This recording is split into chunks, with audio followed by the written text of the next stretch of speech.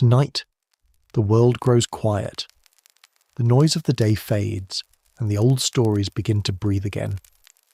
Welcome to Narrative Nights, a place where ancient myths are not told in haste, but allowed to unfold slowly, like dreams remembered in the dark. Here, we walk beside forgotten gods, cross mist-covered shores, and listen to the wisdom carried through time, softly, gently, without urgency. There is nothing you need to learn, nothing you need to follow. Only listen. Let your thoughts grow still, let your breathing slow, and allow the story to carry you between waking and sleep. Now, the fire burns low, the night deepens, and the story begins. If you ever come across a perfect circle in the grass, a ring so even, so quietly complete, that it seems almost placed rather than grown, it is said that you should not step inside, not because there is anything there that you can see, but because, in certain old parts of the countryside, people have long believed that such circles are not empty at all. They are simply not meant for us. And those who understand this do not run. They do not panic. They do not even speak of it with urgency. They simply walk around as though there is a boundary that does not need to be marked because it has already been felt in the quieter regions of Ireland, where the land opens into soft green fields and low drifting mist. There are places where the grass grows in a way that quietly draws the eye. You might be following a narrow path, or one worn by generations of footsteps when you notice it. At first, it is only a faint change in colour, a pale ring in the grass, subtle enough that you could almost miss it, if not for its shape, because it is not irregular, as most things in nature tend to be. It is round, not loosely round, not approximately so, but marked by a kind of quiet precision that feels strangely out of place in an open field. And as you come closer, the circle begins to reveal itself. Small mushrooms, pale and delicate, rise gently from the ground, forming a ring, each one slight on its own, together unmistakable. There is no stone at the centre, no signpost, no marker of any kind. Nothing to declare that this place is different from the rest of the field. And yet, it is. Because even before you reach the edge of the circle, there is often a moment of hesitation, not fear, not exactly, but something softer than that. As though the body understands something the mind has not yet named. The wind still moves through the grass. The distant sounds of the countryside remain soft and familiar. Nothing seems disturbed, and yet there is a stillness that seems to gather within the ring itself, not around it, within it, as if whatever belongs to that small circle of earth does not move in quite the same way as the world beyond it. Most people, on seeing such a thing, do not step forward. They do not test it. They do not reach down to disturb the small and careful ring of mushrooms. Instead, they pause, they look, and then, without needing to explain why, they step slightly to the side and continue on their way. Yeah, not because they expect something to happen at once, not because they carry one particular story in mind, but because in places like this, there is an understanding that has been passed quietly from one generation to the next, that some shapes are not simply shapes, and some spaces, no matter how small, are not meant to be entered. If you enjoy quiet Irish folklore and mythology for sleep, subscribe and settle in for tonight's story. And perhaps that is the first thing worth noticing, not the mushrooms themselves, and not even the old habit of stepping carefully to one side. It is the shape. Because after that first quiet pause, after that small and almost wordless decision not to cross the boundary, the mind begins to return to the same question again and again. Why does it look like that? Why should a patch of open ground in the middle of an ordinary field gather itself into such a careful circle? In most landscapes, beauty arrives unevenly.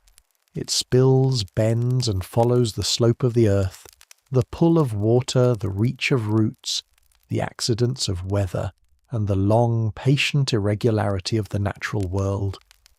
A hedgerow does not grow in perfect symmetry. A wildflower does not bloom at measured intervals. Even the paths people make across the countryside tend to curve and soften over time, shaped by habit, rain, animals, and the memory of countless footsteps. Very little in nature presents itself with precision, and that is perhaps why the fairy ring has always drawn such attention, not because it is large, and not because it shines, and not because it announces itself in any obvious way. It draws the eye because it appears to have chosen a form, a line without corners, a boundary without a fence, a circle so complete that it seems for a moment less like growth than intention. This is difficult to explain in a purely practical way, though many have tried, and indeed there are practical explanations, there always are. The world offers them generously. A person may look at such a ring and say that the mushrooms follow some hidden pattern beneath the soil, that the living threads of fungus spread outward from a centre point, slowly and invisibly, producing fruit at the outer edge of their reach. And this, of course, is true, or true enough. Beneath the surface of the grass, life moves in ways that are easy to overlook. Networks spread, moisture gathers, decay feeds growth. What appears sudden is often only the visible edge of something that has been unfolding for a very long time. And yet, even when such explanations are given, something about the ring remains unsettled. Not because the explanation is wrong, but because it does not quite answer the deeper feeling. For the old unease was never really about whether mushrooms could grow in a circle. It was about what a circle means when it appears so clearly in a place that otherwise belongs to wind, weather, and chance. There are shapes that seem to carry a message, even when no words accompany them. And among those shapes, the circle has always held a particular kind of power. It encloses without locking. It separates without raising a wall. It creates an inside and an outside with almost no effort at all. One step may cross it, and yet the mind does not treat that step lightly. Perhaps that is because a circle does not merely contain, it defines. It tells the eye with complete calm that here is one thing and there is another. Here is what lies within. There is what remains beyond. In the old countryside, such distinctions were rarely dismissed. People who lived close to the land often noticed boundaries others might ignore. The place where cultivated ground ended and rough growth began, the place where the road narrowed into bog, the place where daylight left the hill sooner than expected, the place where a stream marked one field from another and one holding from the next. These divisions mattered, not because they were always written down, and not because every one of them could be measured, but because life, especially older life, depended upon knowing where one thing gave way to another. The boundary between owned land and common land, the boundary between village and wilderness, the boundary between home and weather, the boundary between a place that welcomed human use and a place that did not. And so, when a ring appeared in the grass, neat and unbroken, it did not seem merely decorative. It resembled a threshold, a border, a quiet declaration that something had already been set apart. Even to those who might laugh at old tales in full daylight, there remained a curious reluctance. Not always belief in the strongest sense, and not always fear. Something smaller than belief, perhaps, and older than argument. A reluctance to test what did not need testing. because some shapes ask a question that the body answers before the mind can interfere, and the fairy ring, with its measured edge and calm enclosure, asks exactly that kind of question. What happens if you cross? The old stories do not rush to answer. That too is part of their power. They do not begin with thunder. They do not begin with punishment. They do not begin by insisting that disaster waits one step ahead. Instead, they begin with restraint, with caution so ordinary that it almost escapes notice. People simply do not enter, and when a habit survives for a very long time, especially among people who know the land well, it begins to feel as though the habit itself carries knowledge. Not always knowledge that can be spoken plainly, but knowledge all the same. One can imagine a child asking why no one crosses the ring, and one can imagine the answer arriving not as a lecture but as a gesture. A hand guiding the child gently around. A quiet instruction to leave it be. No drama, no urgency. Only the sense that some places are better respected than explained. Over time, such habits settle into a culture so deeply that they no longer need defending. They become part of how one moves, part of how one notices, part of how one remains in right relation to a world that is not entirely human. And perhaps this is why the shape matters so much. A scattered patch of mushrooms would not carry the same weight. A broken line would not draw the same silence. An uneven cluster might be curious, perhaps even beautiful, but it would not invite the same pause. It is the completeness that changes everything. The quiet perfection of the form, the way it closes upon itself and leaves no obvious gap, suggests that the space within has already been claimed, or at least distinguished, not by force, not by any visible hand, but by order. And order, when it appears too clearly in the wild, has a way of unsettling people. Wild places are not expected to arrange themselves as though following a hidden instruction. They're expected to spread, to wander, to grow where they can. So when the field presents a circle, clean, contained, and serene, it feels as though one has stumbled upon a pattern that belongs to another logic, another rhythm, something adjacent to the ordinary world but not entirely obedient to it. And this is where the old imagination begins to stir, not wildly, not all at once, only enough to suggest that perhaps the ring is not simply an accident of growth, or rather, not simply that. Perhaps nature has formed the sign, but perhaps the sign was never understood as belonging only to nature. This is often how folklore works. It does not always deny the visible world. It simply refuses to believe that the visible world is all there is. The grass is real. The mushrooms are real. The earth beneath them is real. But reality, in such traditions, yet is rarely limited to what can be touched at noon and measured by hand. There are places where meanings gather, places where appearance and warning meet, places where the ordinary surface of things seems to thin, if only slightly.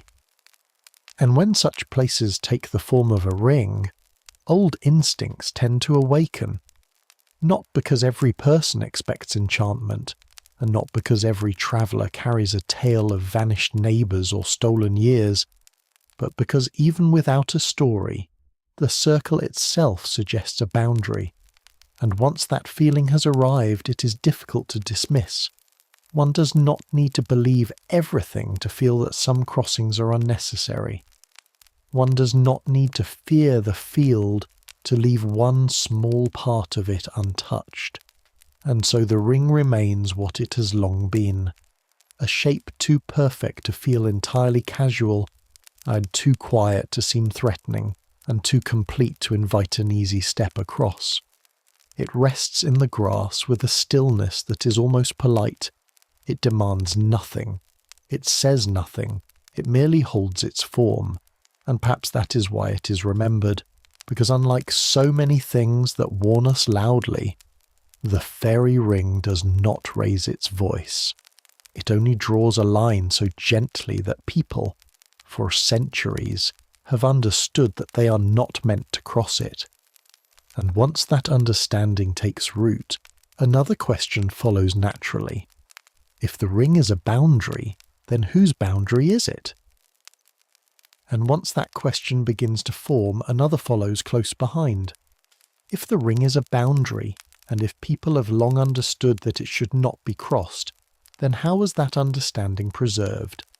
How did something so quiet, so easily overlooked in an open field, become marked in memory strongly enough that even those who could not explain it still chose to walk around?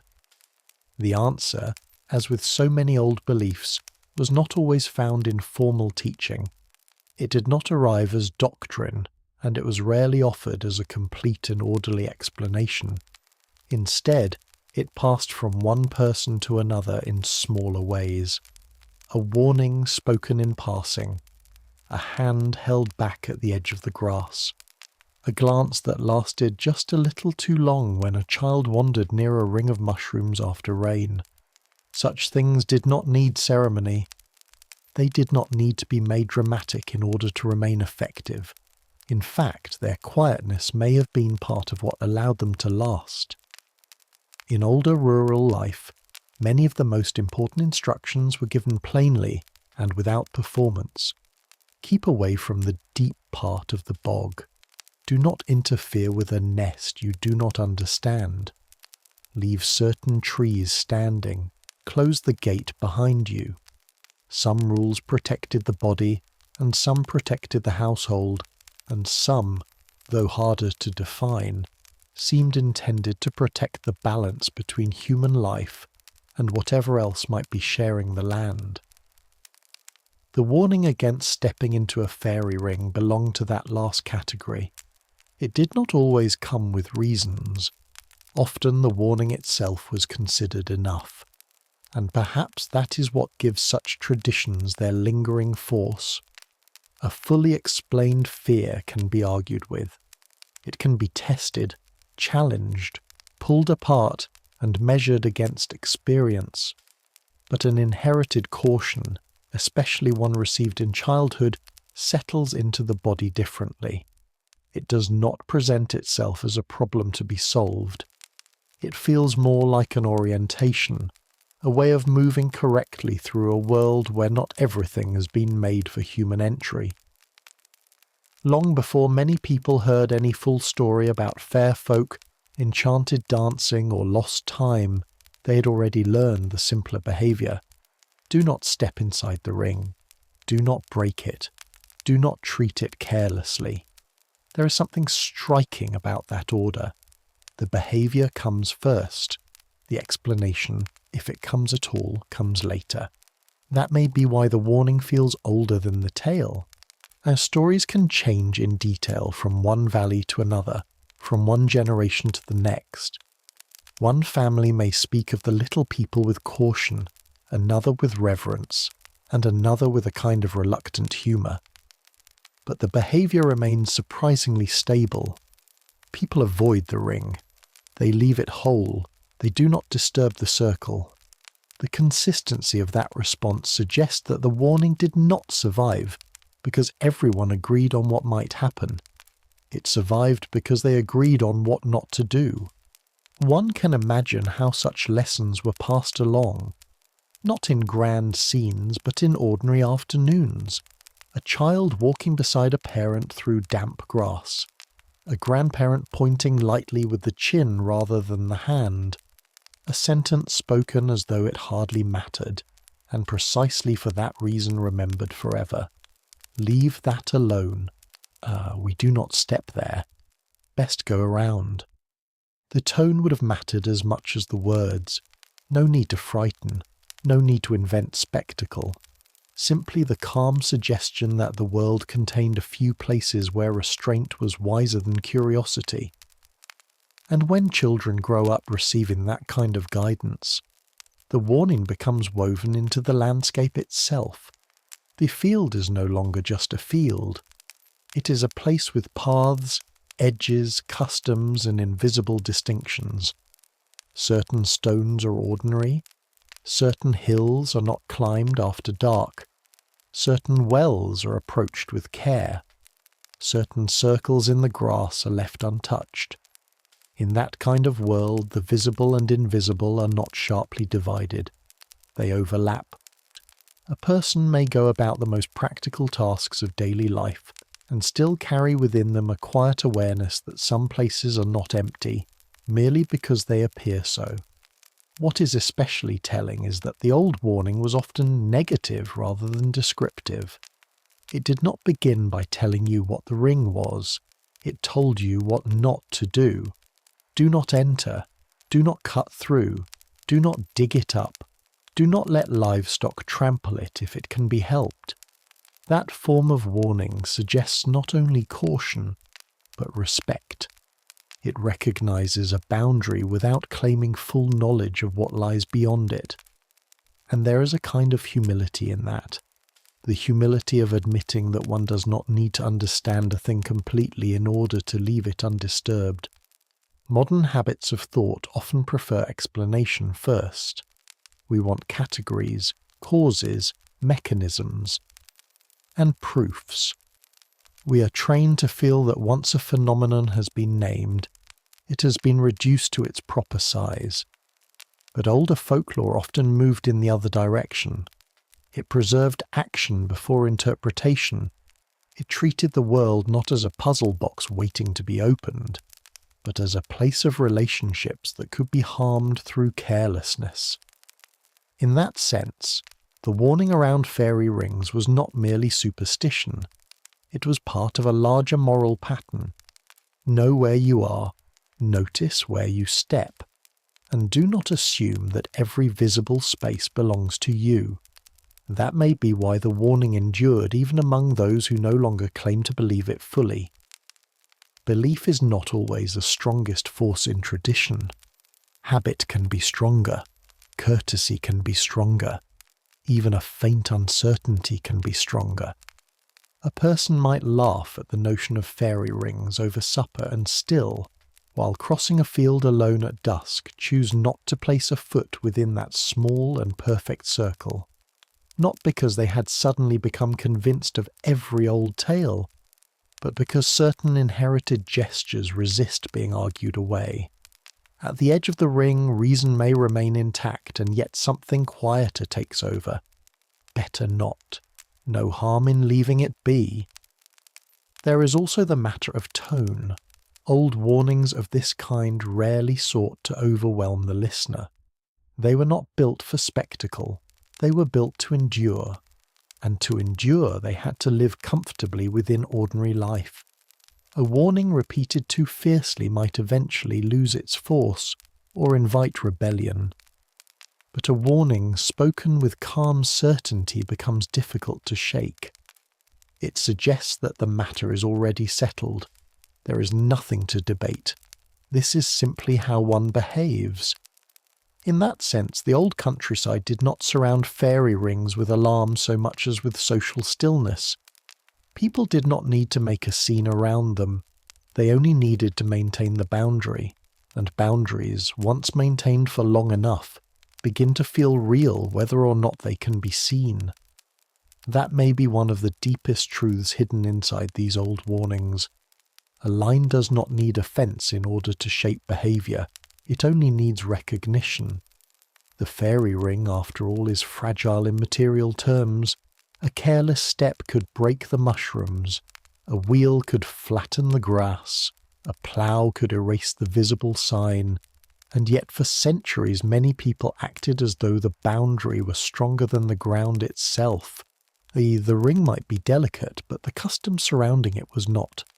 That strength came from repetition, from memory, from being taught early and practiced often.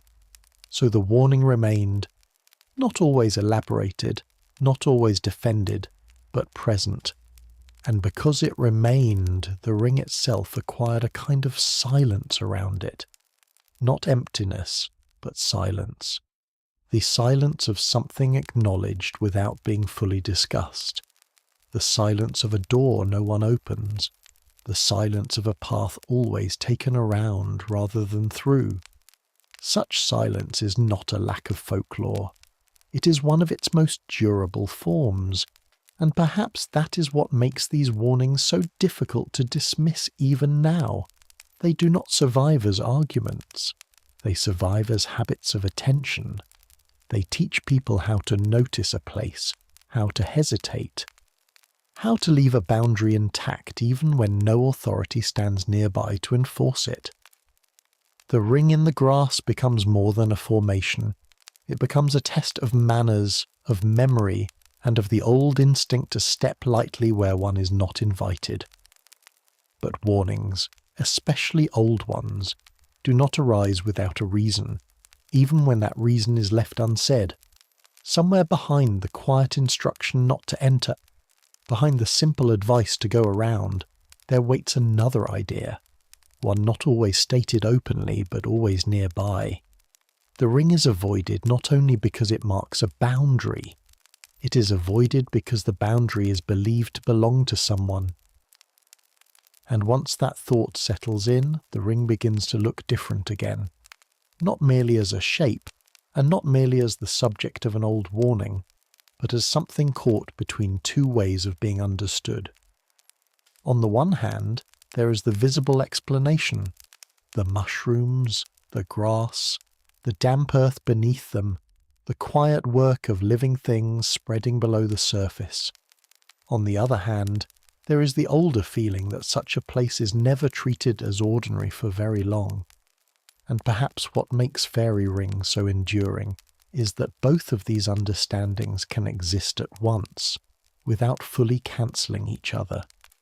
For it is true that rings of mushrooms do appear in the natural world. They are not inventions of folklore. They do not require a legend in order to form.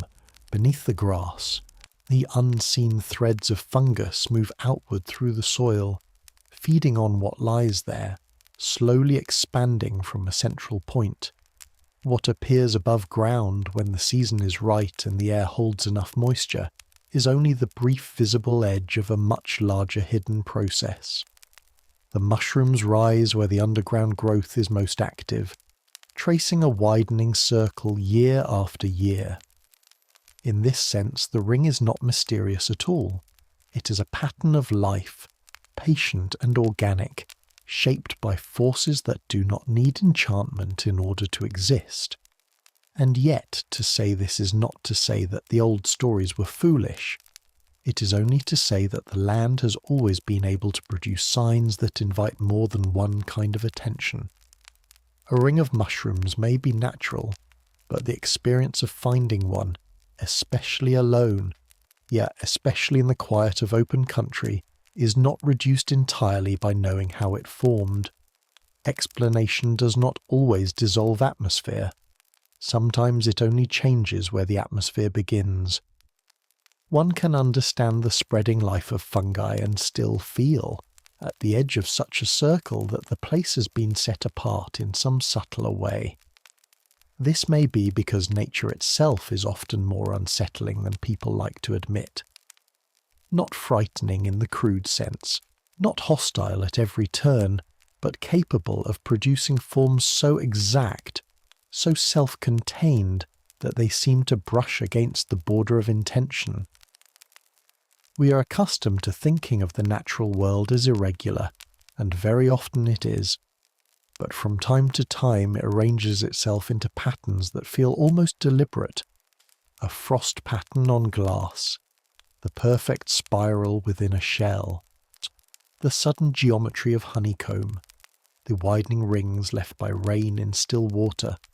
Such forms do not cease to be natural because they are beautiful or precise, but they remind us that the world can generate order without asking permission from the human mind. That perhaps is part of what gives the fairy ring its power. It is natural, yes, but it is natural in a way that feels almost formal. The old countryside did not always divide things as cleanly as modern language does. Today, one is often expected to choose. Either a ring is a fungal growth, or it is a place of folklore. Either it belongs to biology, or it belongs to belief. But older traditions were often far more comfortable with layers. A spring could be water and still be holy. A tree could be wood and still be left standing. A hill could be earth and stone, and still carry an old presence in story. The fact that something had a visible material form did not prevent it from having meaning. In many cases, meaning entered precisely through material form. The thing itself was real. That was not the problem. The question was what kind of reality it invited people to notice. So when people looked at a fairy ring, they were not necessarily denying the mushrooms. They were responding to the shape they made, to the location in which they appeared, to the feeling that gathered around them, and to the traditions that had long taught them to be careful. Folklore did not need to argue against the earth in order to make claims about the earth. It only needed to suggest that some natural forms served as boundaries, signs, or thresholds. The mushrooms were there, and no one had to deny them. But the ring they formed was treated as meaningful, and that meaning was not erased by understanding the mechanism beneath it. In a way, this makes fairy rings more interesting rather than less. If they were purely imaginary, if no such circles existed in the world at all, then the old warnings would feel weightless, detached from the texture of daily life. But because the rings are visible, because one may actually come upon them in a field or beneath trees after rain, the folklore remains tethered to experience. A person does not merely hear about a forbidden circle. They may find one for themselves. They may see the grass growing differently at its edge. They may notice how complete the shape appears against the soft disorder of the meadow around it. It is precisely because the ring is real that the older meanings cling to it so effectively. And perhaps this is why the scientific explanation never fully displaced the inherited caution. To say that fungi spread underground is useful. It clarifies, it teaches, it reveals a hidden process of life. But it does not answer the older social question. How should one behave in the presence of such a thing? Science may explain formation, but folklore often explains posture. It tells people whether to approach, whether to disturb, whether to cross, whether to leave untouched. These are not the same kind of answer. One describes what is happening, the other guides what one ought to do. And in the old countryside, those practical habits of behaviour often mattered just as much as theory. Then one can imagine a farmer knowing perfectly well that mushrooms rise from damp soil and decaying matter, and still choosing not to break a ring if there is no need. One can imagine a child being told that the circle is only mushrooms, and then hearing in the next breath that it is still best to leave it alone. There is no contradiction there, at least not in the older way of seeing. The natural and the cautionary can share the same ground. In fact, they often do. Many customs grow not from ignorance of the visible world, but from a conviction that the visible world is never all that is being encountered. This layered way of seeing may be harder to recover now, because modern habits prefer clean categories. We feel relieved when a thing is assigned to one domain and kept there. Once named, it seems manageable. Once diagrammed, it seems exhausted. But the older imagination was rarely satisfied by management alone. It noticed that understanding how something works does not always explain why people respond to it as they do. A doorway is made of wood and hinges, but no one mistakes it for only that. A grave is stone and soil, but no one treats it as ordinary ground. A ring of mushrooms may be biology, but in the lived memory of a place, it may also be a boundary long respected, and that, perhaps, is the deepest point. The folklore around fairy rings was never simply about mushrooms. It was about the arrangement, the enclosure, the old instinct not to trespass where one has not been invited.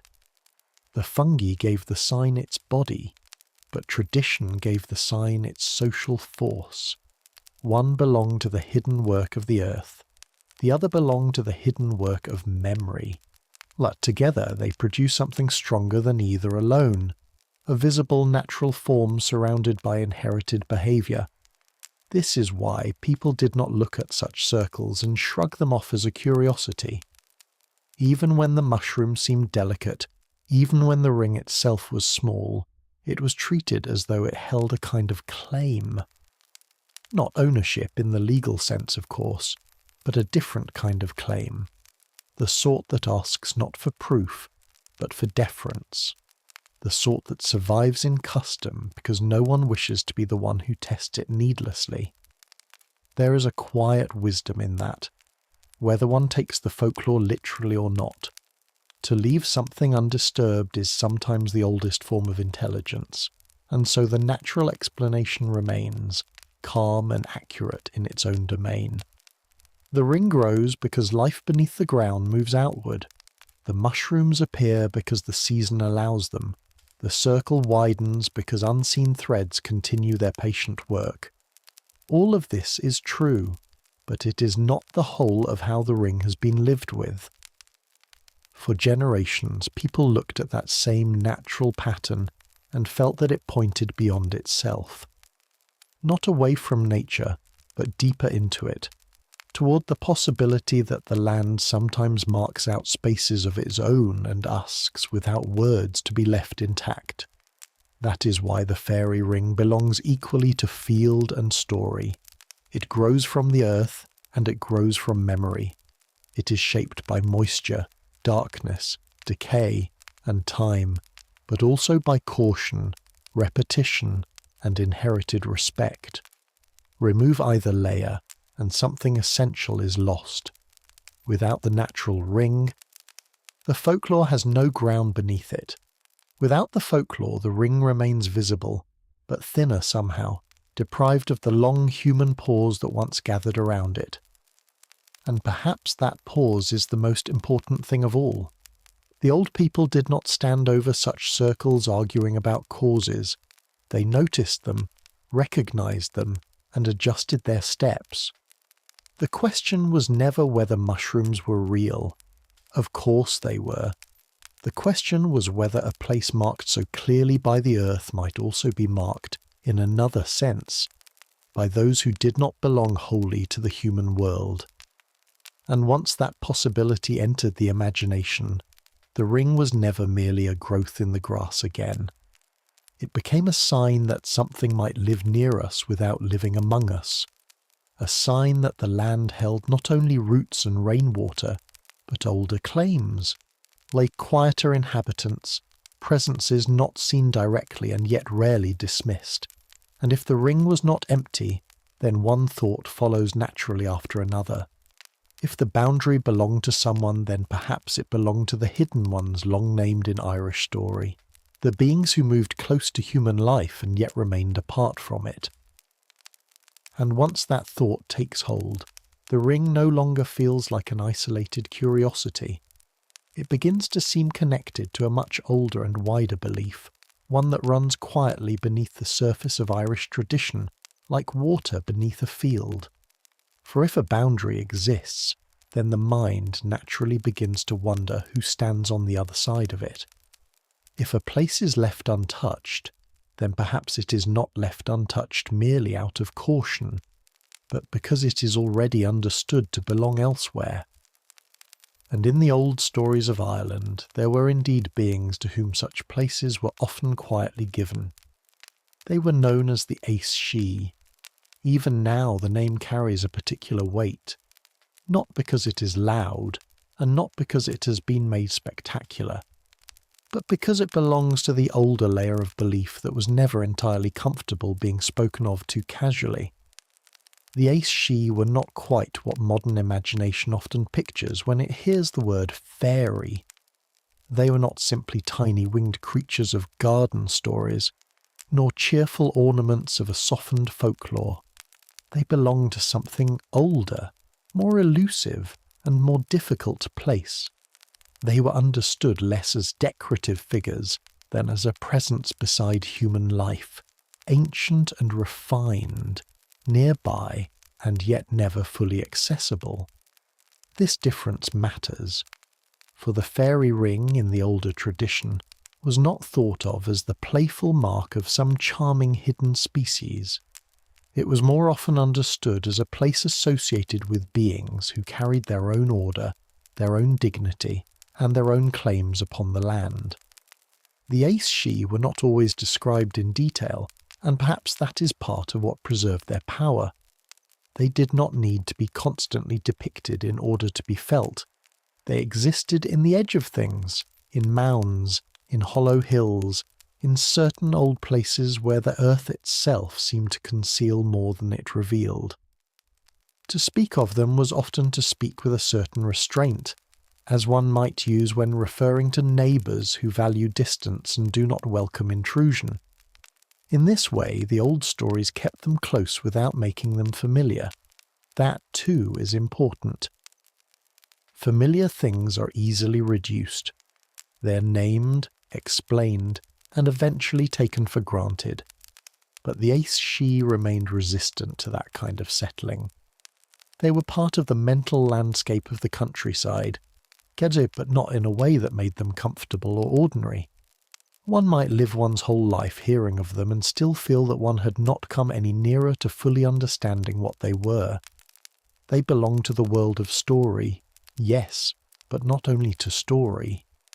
They also belong to the way certain places were treated, the way certain boundaries were respected, the way a person might speak more softly near a mound, or choose not to interfere with a ring in the grass. This is perhaps why the fairy ring was so rarely treated as empty. If the ring marked a boundary, then it was not merely a boundary in the abstract.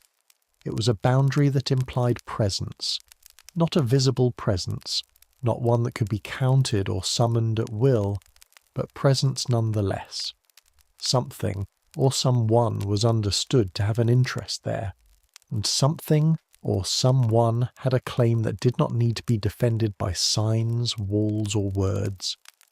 And because the aes-she were often imagined as dwelling close to, but not within, the ordinary human world, the ring became a fitting symbol of that relationship. It was near enough to be seen, but not entered lightly. It lay in the field, and yet it did not feel entirely of the field. There is a subtlety here that older traditions seem to understand well. The hidden world was not always imagined as far away. It was not necessarily in some distant heaven, or in a remote and unreachable elsewhere. More often it was adjacent, beside, under, within the folds of the landscape itself. The hill one passed each morning might be ordinary to the eye and still hold another significance in story. The grove, the spring, the standing stone, the earthen mound, the ring of mushrooms after rain, all might suggest not another planet or another realm in the dramatic sense, but another order of habitation intertwined with this one. That is what gives the idea of the aes-she such quiet force. They were not always imagined as enemies, and not always as benefactors. They occupied a more uncertain place than that. They were simply not human, and that difference was enough to demand respect. Human beings might farm the land, cut turf, keep cattle, build paths, mark fields, and raise homes. But the land itself was never assumed to belong wholly to them. There were older presences there, older rites, older rhythms of dwelling. The aes-she represented, among other things, the reminder that human use was not the only use, and human ownership not the only ownership. Seen in that light, the fairy ring begins to feel less like a superstition attached to mushrooms, and more like a visible sign of a larger relationship. The ring says, in the gentlest possible way, this is not yours.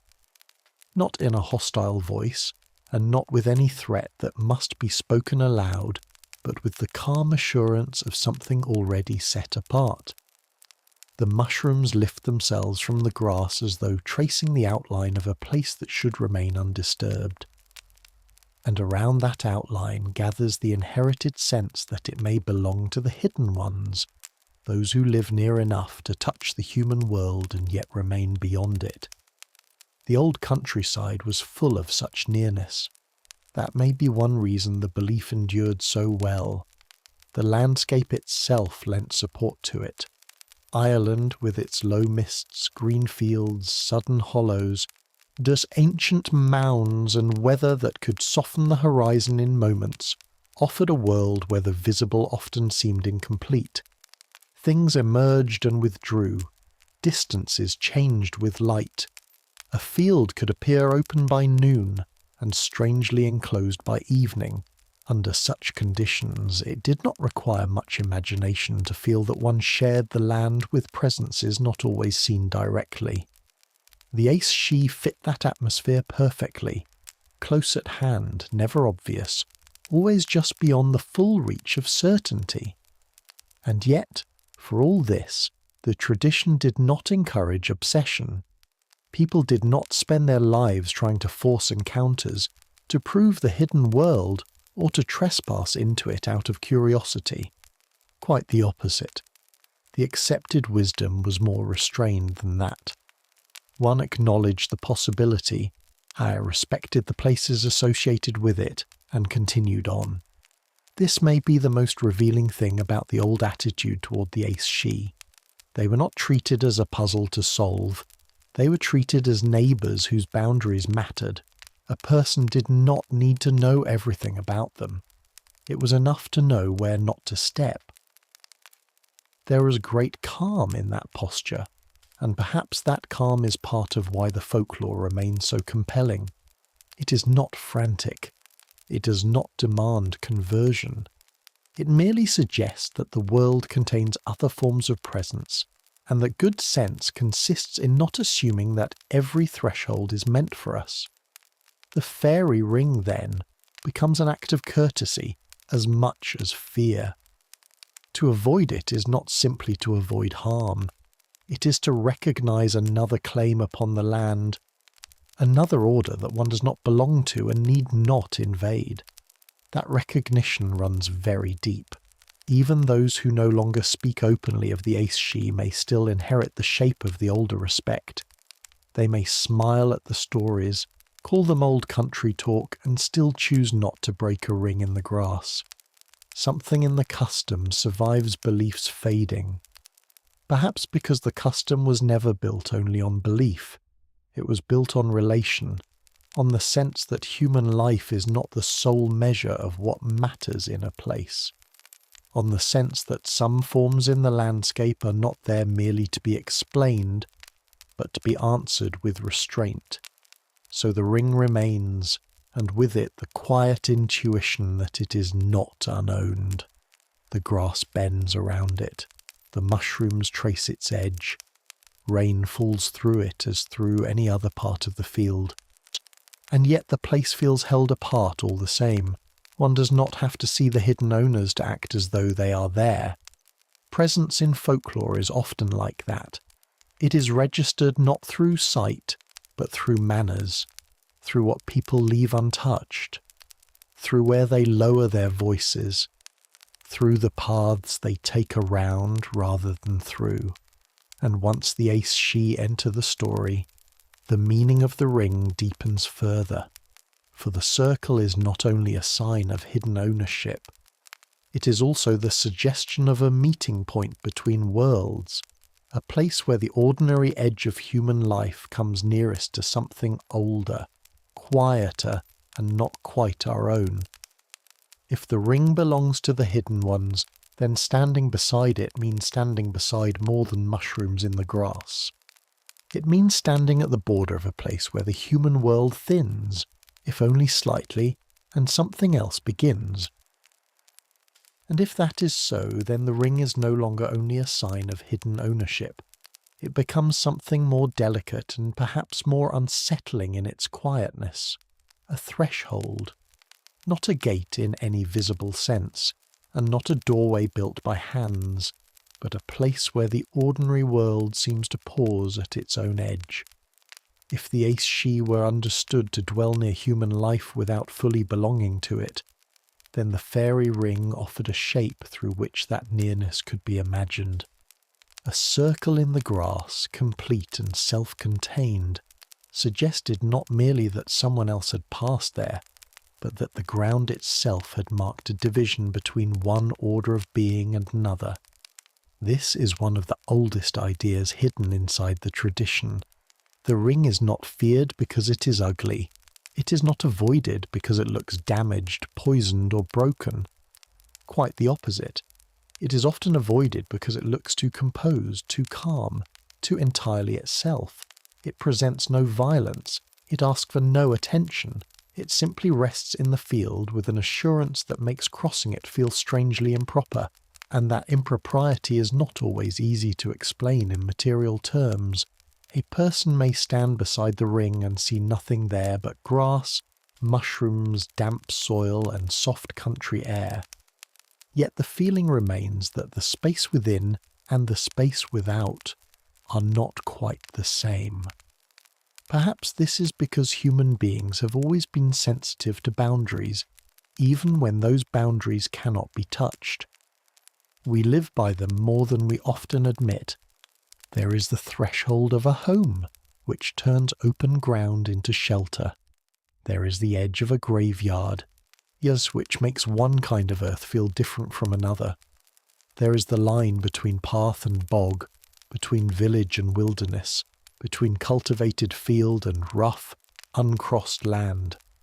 Some boundaries are built, others are inherited, some are marked clearly, while others exist almost entirely in agreement and feeling. The fairy ring belongs to that older category. It is a border felt before it is argued, recognized before it is defined, and because it is a border, its significance lies not only in what it contains, but in what it separates. Outside the ring is the familiar world, the weathered path, the drifting cloud, the distant call of birds, the ordinary movement of human life through field and season. Outside the ring, things remain subject to the rhythms people know. Grass grows, rain falls, time passes in its accustomed measure. Then one step beyond the circle feels bound to all the usual expectations of the world. But within the ring, according to the old imagination, those expectations become less reliable. The space may appear small, but its meaning is large. It is not the size of the place that matters. It is the difference in order. This is why the tradition is so psychologically powerful. The ring does not threaten by promising obvious harm. It unsettles by suggesting that crossing it may alter the terms by which the world is experienced. Outside, one remains in the known world. Inside, one may enter something adjacent to it, something touching it at the edges but not obedient to the same rules. The old stories were rarely interested in the ring as an object alone. They were interested in what the ring represented, the possibility that the world is not seamless, that it contains folds and thresholds, and that some of those thresholds can be encountered in places as ordinary as a field after rain. There's a kind of quiet genius in that idea. It places the extraordinary not in distant fantasy, but beside the most familiar scenes of rural life. A pasture, a meadow, a path through damp grass. Nothing grand is required. The land does not need to split open. The sky does not darken. No trumpet of warning sounds. The boundary appears in the gentlest way possible, and that gentleness is part of what makes it difficult to dismiss. If the threshold announced itself dramatically, one might think of it as an interruption. But because it arrives as part of the landscape, it feels more intimate than that. It feels woven into the structure of the world rather than imposed upon it. This may help explain why people so often responded to fairy rings not with panic, but with restraint. Panic is the response to immediate danger. Restraint is the response to a boundary one acknowledges. To run from the ring would suggest that one had already crossed into its power. To simply walk around it suggests something steadier and older, that one knows enough to remain on the proper side of things. In that sense, the tradition is less about fear than about orientation. It teaches where to stand. It teaches that not all spaces are neutral, and that wisdom sometimes consists in keeping to the ordinary side of a line one cannot fully explain. One might say that the ring divides not just space, but certainty. Outside it, the world is known by habit, and inside it, the world is imagined as belonging to another kind of order, one linked with the ace she, with hidden inhabitants, with old permissions and older exclusions. Whether one takes that literally or poetically, the emotional truth remains much the same. The circle draws a distinction between what belongs to human use and what does not. Even the smallest ring can therefore feel like a map of a much larger idea. This side is ours, that side is not. Or perhaps more gently, this side is familiar, that side is not ours to test. And what is most haunting is how little is needed to produce this feeling. No stone wall, no locked gate, no warning carved into wood, only a ring in the grass. That is enough. A line traced by mushrooms, perhaps no wider than a person's stride, becomes a frontier between worlds in the imagination of the countryside. The simplicity of that transformation says something profound about folklore itself. Folklore does not always require spectacle. It requires recognition. It requires a pattern people agree to notice, a behaviour they repeat, and a meaning that deepens the longer it is carried. The fairy ring has all three. It is visible, it is avoided, and because it is avoided, its importance grows. There is also something almost ceremonial in the act of remaining outside. To stand at the edge of the circle is to feel the distinction directly. One does not need to enter in order to experience the boundary. In fact, the old logic suggests the opposite. The truth of the threshold is felt most clearly at its edge, in the moment of hesitation, in the choice not to cross. That moment contains the whole philosophy of the ring. The world is near enough to touch, and yet one does not touch it. A place lies open before you, and yet you leave it unentered. In doing so, you recognize that proximity is not permission. Such ideas are not unique to Ireland, of course, but they take on a particular tenderness there, shaped by the landscape, by old language, by the long memory of fields and mounds and weathered ground. Irish folklore often imagines the other world not as a distant heaven, but as something intertwined with the visible land.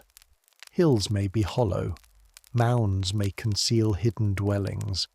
A quiet place at twilight may briefly seem to belong to more than one realm at once. The fairy ring fits naturally into that vision. It is not a portal in the crude modern sense. It is subtler than that. It is a place where two worlds draw near enough to be felt along the same edge, and edges matter. Much of folklore lives there. Dawn and dusk, shore and sea, doorstep and road, autumn and winter, waking and sleep. The most potent moments are often those in which one condition gives way to another without fully disappearing. The fairy ring belongs to that family of thresholds. It is a visible edge between conditions, a small geography of transition. Even when nothing happens, the possibility of happening gathers there. Even when the field remains quiet, the imagination understands that quietness differently once the circle has been noticed. Perhaps that is why people so rarely broke the ring on purpose. To break it would be more than damaging mushrooms.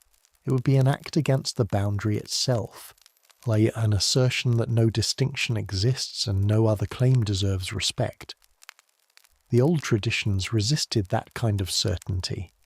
They preferred caution, not because caution proved the other world, but because it honoured the possibility of it.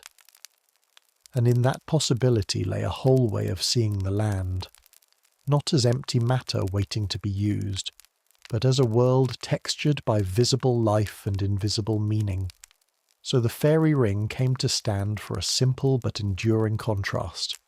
Outside, the human world, practical and known, paced by fields, seasons, households and roads. Inside, the unknown, not necessarily hostile, but not answerable to human habits. Outside, safety, not because nothing sorrowful can happen there, but because its terms are familiar. Inside, uncertainty, because one cannot be sure which laws of time, courtesy or presence apply. The ring, then, is not frightening because it contains monsters. It is powerful because it marks a difference, and differences, once felt deeply enough, shape behaviour for generations. To stand before such a place is to feel that difference without needing to name it fully. The field remains the field. The wind still moves. The clouds drift.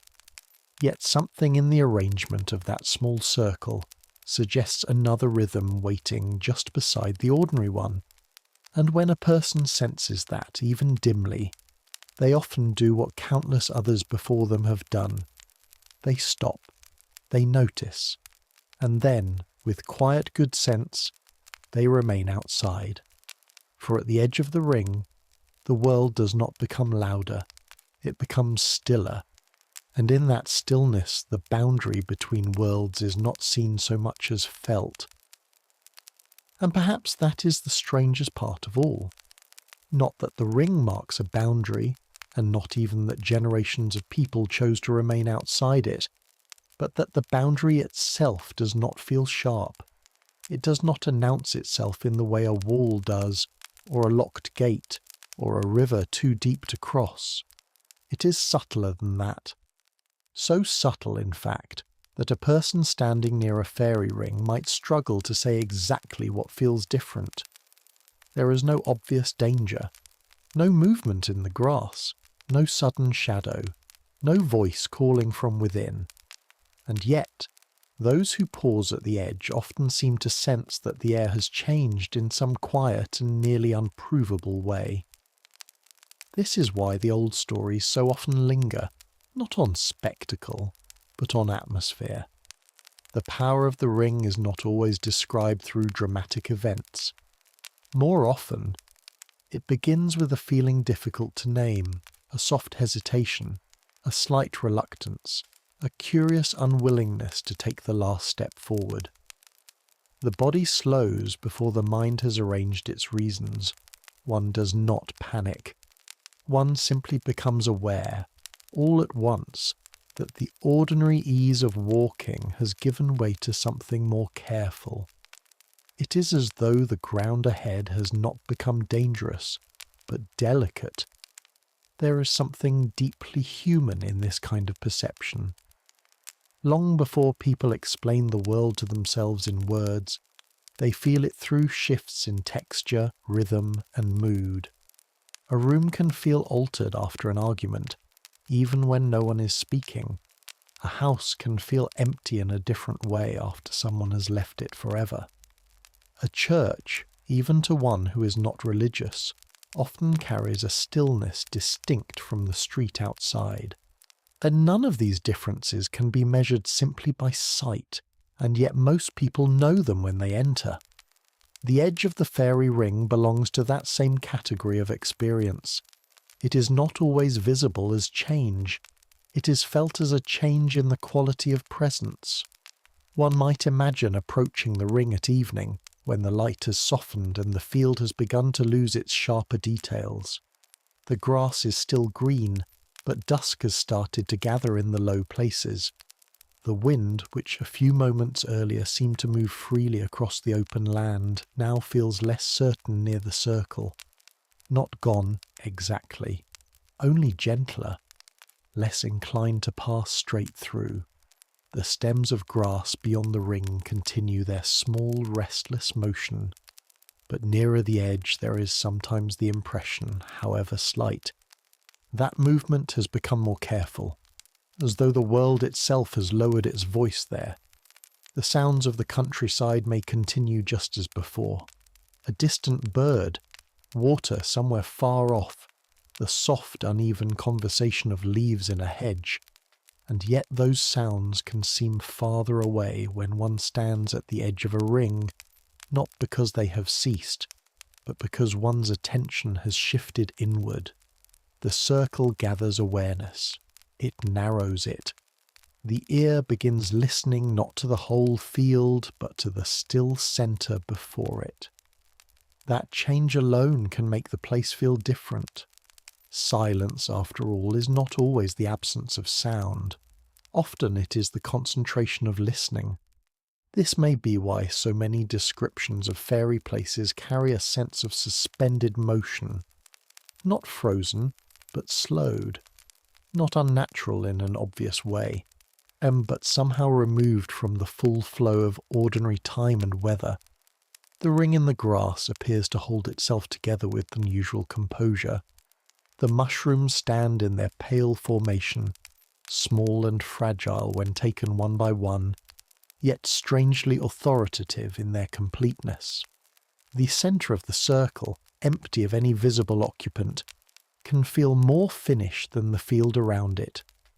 That emptiness is not barren, it is contained. And contained spaces often change the way human beings feel in their presence.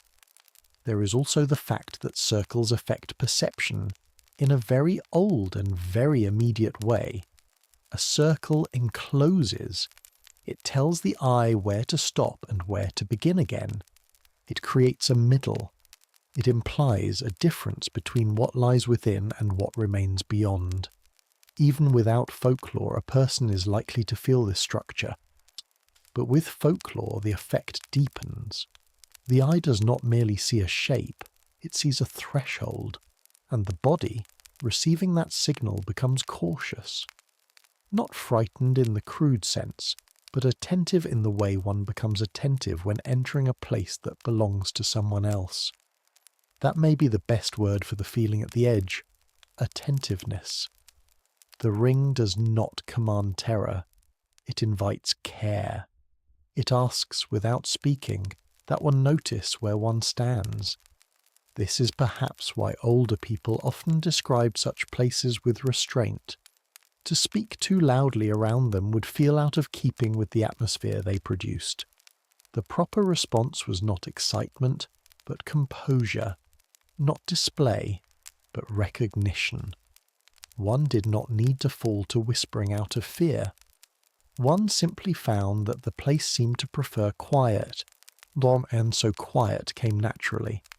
And in this way, the stillness at the edge becomes one of the most convincing parts of the tradition. Grand tales may vary. One storyteller may speak of dancing fair folk, another of vanished hours, another of good fortune lost through a careless act. But the atmosphere of the ring itself remains remarkably consistent. It is calm, it is complete. It has a way of separating itself from the larger field without appearing hostile to it. The strangeness lies precisely in that gentleness. If the place were ugly or violent, the mind would dismiss it as threat. But because it is composed, almost elegant, it remains harder to refuse.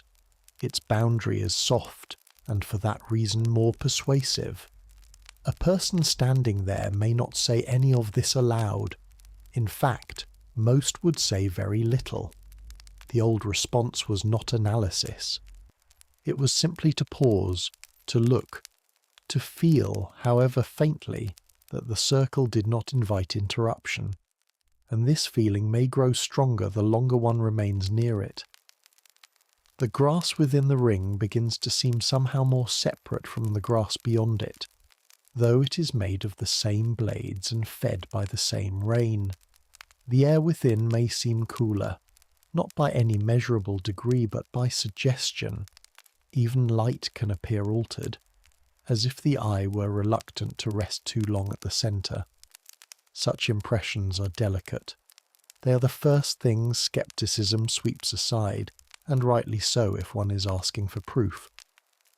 But folklore has never depended entirely on proof.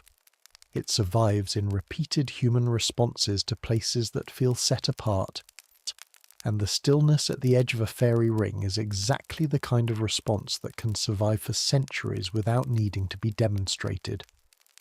One person feels it and steps aside. Another sees that gesture and learns it. A child notices the pause in an elder's step and absorbs its meaning before hearing any full story. This is how atmospheres become traditions, not by argument, but by repetition, not by certainty, but by shared caution. There is something almost tender in that inheritance. The warning does not begin with horror. It begins with noticing, with sensing that a small circle in the grass somehow gathers the world differently around itself. The field remains open, but the ring is enclosed. The evening remains ordinary, but the centre feels hushed. The land remains visible, but the space has become inward. This is not the language of monsters. It is the language of thresholds. The ring is not frightening because it attacks. It is unsettling because it stands so quietly apart. And perhaps that is why people remembered the feeling even when they forgot the details of particular stories. The body often remembers atmosphere longer than the mind remembers explanation. One may not recall every warning heard in childhood, yet still feel, upon approaching a ring in the grass, that it would be wrong to cross it. One may not be able to say why the place feels different, only that it does.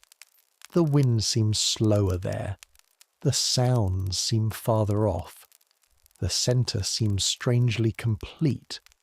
And the proper response, learned through generations, is not to test that feeling but to honour it. For at the edge of the ring the world offers no dramatic sign. It offers only a hush, a slight gathering of stillness, a sense that what lies within does not move by quite the same rhythm as the rest of the field. And it is often in such gentle differences, rather than in loud wonders, that old belief takes its strongest hold. The boundary is not enforced, it is felt. The stillness does not frighten, it persuades. And standing there, with the grass bending softly around a perfect circle, one begins to understand why so many chose not to take even one step more. And yet, a boundary means very little unless it can be crossed. That is what gives it its power. A line in the grass only matters because a person may place a foot beyond it. A threshold only becomes meaningful when someone stands before it and considers passing through. Until then, it remains only possibility. And so, after the stillness, after the hesitation, after the long inheritance of warnings, and the old instinct to remain outside, there comes at last the quiet question that every such place eventually invites. What if someone does step inside? The old tradition answers this question carefully. It does not begin with thunder, and it does not rush toward terror. In fact, one of the most striking things about these stories is how little they rely on sudden violence. The ring is not presented as a trap in the crude sense, yet nor as a place where obvious danger leaps forward the moment the boundary is crossed. That would make the matter too simple. Instead, the story suggests something subtler, and, for that reason, more unsettling. The person who steps into the ring may not be harmed at once. The sky may not darken. The grass may not bend in any visible protest. What changes first is harder to point to. It is not always the world that alters. Sometimes it is the person's relation to the world. This is why the old warnings carried such force. They did not imply that stepping inside would necessarily bring immediate punishment. They implied something quieter, that one might not leave unchanged. Such a possibility is difficult to measure, and therefore difficult to dismiss. A cut can be shown, a broken bone can be bound, but a shift in the texture of experience, a small break in the order of things, belongs to a different category altogether. It lingers in the imagination precisely because it refuses to become obvious too quickly. One may imagine the step itself as nothing at all. A shoe presses lightly into damp grass. The ring is crossed in a single motion so ordinary that it scarcely seems worth notice. The mushrooms remain small and pale. The air is still. No voice calls out. No hand reaches up from the earth. If someone else were watching from a distance, they might see nothing more than a figure pausing in a field. And yet within the logic of the old stories that simple step matters, because it is not merely movement. It is entry.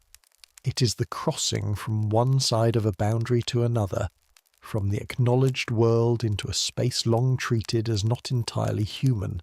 And this distinction is essential. The fear, if it can be called fear, lies not in visible danger but in altered belonging. Outside the ring, one remains in a world governed by familiar habits. Inside, even for a moment, one has placed oneself where those habits may no longer apply so easily. The old tales rarely explain this in formal language, but they circle around it constantly. The ring is different. Therefore, entry matters. And because entry matters, people are warned not to test it. What is remarkable is how restrained the wording often remains. One does not always hear that stepping into the ring will destroy a life. One hears instead that it is unwise, that it is best avoided, that such places are not meant for us. This gentleness gives the warning a strange authority. It suggests that the danger is not theatrical. It does not need to advertise itself. The most powerful boundaries are often those that remain calm while asking not to be crossed. Perhaps that is why the consequences in folklore are so often delayed or uncertain. A person steps into the ring and nothing appears to happen at once. They may even look around with relief, believing the old stories exaggerated, the old cautions unnecessary. The field remains the field. The air remains cool. The world appears to continue as before. But this very absence of immediate consequence is part of what makes the crossing dangerous in narrative terms. The person is given no clear sign of what has changed. That uncertainty itself becomes the beginning of enchantment. For enchantment in older folklore is rarely only about beauty or charm. It is about altered perception. About finding oneself slightly displaced from the familiar order of things. A person inside the ring may still see grass, sky, dusk, or stars, but what they see may begin to feel arranged differently, as though the world has drawn inward around them. Time may loosen, sound may soften, distance may become difficult to judge. The ordinary anchoring points by which one moves through reality may no longer feel secure. And because none of this announces itself dramatically, the person may not recognize the shift until it has already deepened. This is one reason the old stories are so effective in sleep-bound folklore. They work through suggestion rather than assault. The ring does not become frightening because it reveals some monstrous secret. It becomes powerful because it seems to alter the person's place within the visible world. A step inside is a step into uncertainty, not because the field changes its appearance entirely, but because the person can no longer be sure that they stand where they think they stand. There is also a profound psychological truth hidden in this. Many of the most lasting fears are not fears of pain, but fears of dislocation. To lose one's bearings, to feel that the familiar has become slightly strange, to sense that one has crossed into a condition for which one was not prepared. The fairy ring expresses that fear with extraordinary gentleness. Nothing in it appears violent. Everything in it appears composed. and yet its very composure suggests that it belongs to a world capable of absorbing a person without resistance. One does not battle the ring, one simply steps where one ought not to have stepped. From this point, Seirst's stories begin to widen. Some say the person inside feels compelled to remain for longer than intended. Some say the surrounding world grows faint, as though heard from a distance. Others suggest that the ring's interior belongs to a rhythm not measured by clocks or daylight in the usual way. But even before these more elaborate developments appear, the simple principle has already been established. Crossing the boundary is not neutral.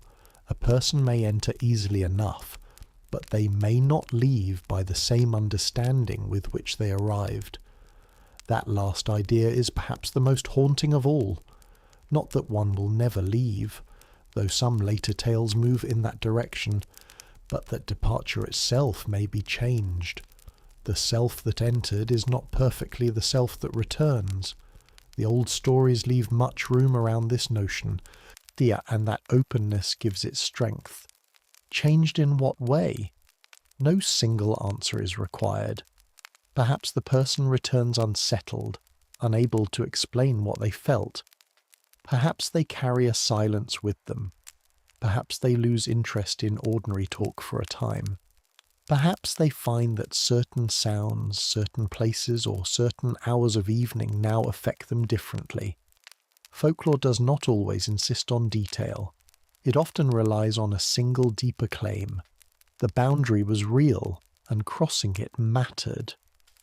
One can see why such warnings would endure in communities that valued caution over experiment. If a place has long been treated as belonging to hidden others, why test the matter at all? Curiosity is not always wisdom.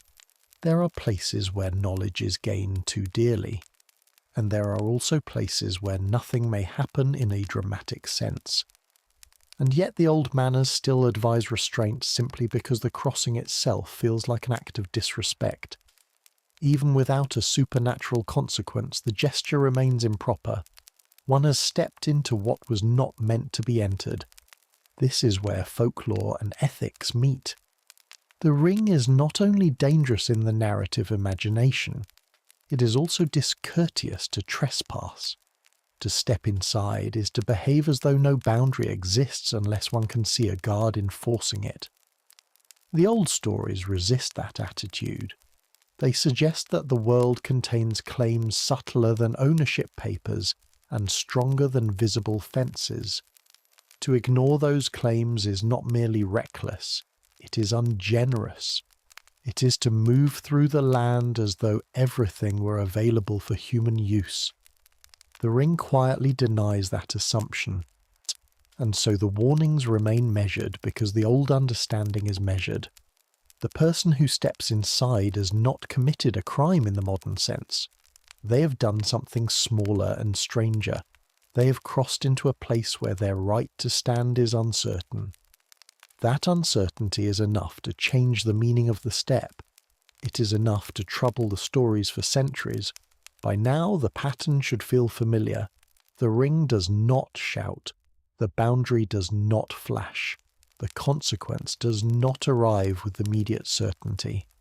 Instead, the entire tradition turns on a gentler idea.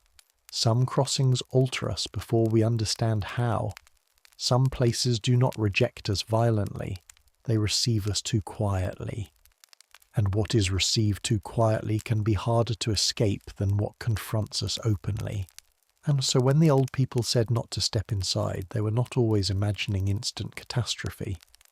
They were guarding against a subtler loss, the loss of ordinary footing, the loss of reliable distance, the loss of the clear division between one's own world and another. One step into the ring, and the field may remain visible. But visibility is not the same as safety. To see the world is not always to stand fully within its familiar order. That is why the warning lingers with such calm persistence. Because at its heart lies a thought both simple and difficult to dismiss. If you step inside, you may not leave the same way you entered. not because the ring has teeth, and not because it closes around you like a snare, but because boundaries are not always defended through force. Sometimes they are defended through transformation. Sometimes the crossing itself is the beginning of the change, and once that possibility is admitted, another old image begins to rise from the tradition, one more vivid than the rest, and yet still strangely graceful. For those who crossed the boundary were not always said to find darkness waiting within. Sometimes what awaited them sounded almost beautiful. Music without source, movement without effort, a gathering already in motion. And with that image, the fairy ring becomes not only a boundary, but an invitation one may be unable to refuse. And that perhaps is the most unsettling turn in all the old tales. For after so much warning, so much restraint, so much quiet insistence that the ring should not be crossed, one might expect the hidden world to reveal itself as something harsh or openly dreadful. One might expect coldness, darkness, or some immediate sign of punishment. But the old imagination often moves in another direction. What waits within the boundary is not always terror. Sometimes it is music. This changes everything, for music is far more difficult to resist than fear. Fear causes the body to recoil. It sharpens the senses, narrows the will, and urges escape. But music can do the opposite. It draws a person forward. It softens caution. It makes movement feel natural, even necessary. And so, in many stories surrounding fairy places, the danger is not that something attacks the wanderer who steps across the ring. The danger is that something welcomes them too gracefully. One can imagine how such a moment might begin. A person steps into the circle expecting nothing more than damp grass beneath their feet. For a breath or two, nothing changes at all. The field remains visible. The sky remains where it was. Evening light rests gently on the land, and then, so faintly at first that it seems almost imagined, there comes the suggestion of sound. Not loud enough to break the stillness, but woven into it. A strain of music so light it feels less heard than noticed, as though the air itself had remembered a tune. It is never described as crude or jarring. The music of the fair folk, where it appears in story, is nearly always alluring, clear, measured, delicate, and impossible to locate precisely. It does not seem to come from one direction. It surrounds without enclosing.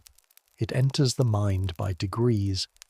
At first, one may think it only the wind moving oddly through grass, or a distant melody carried farther than it should be.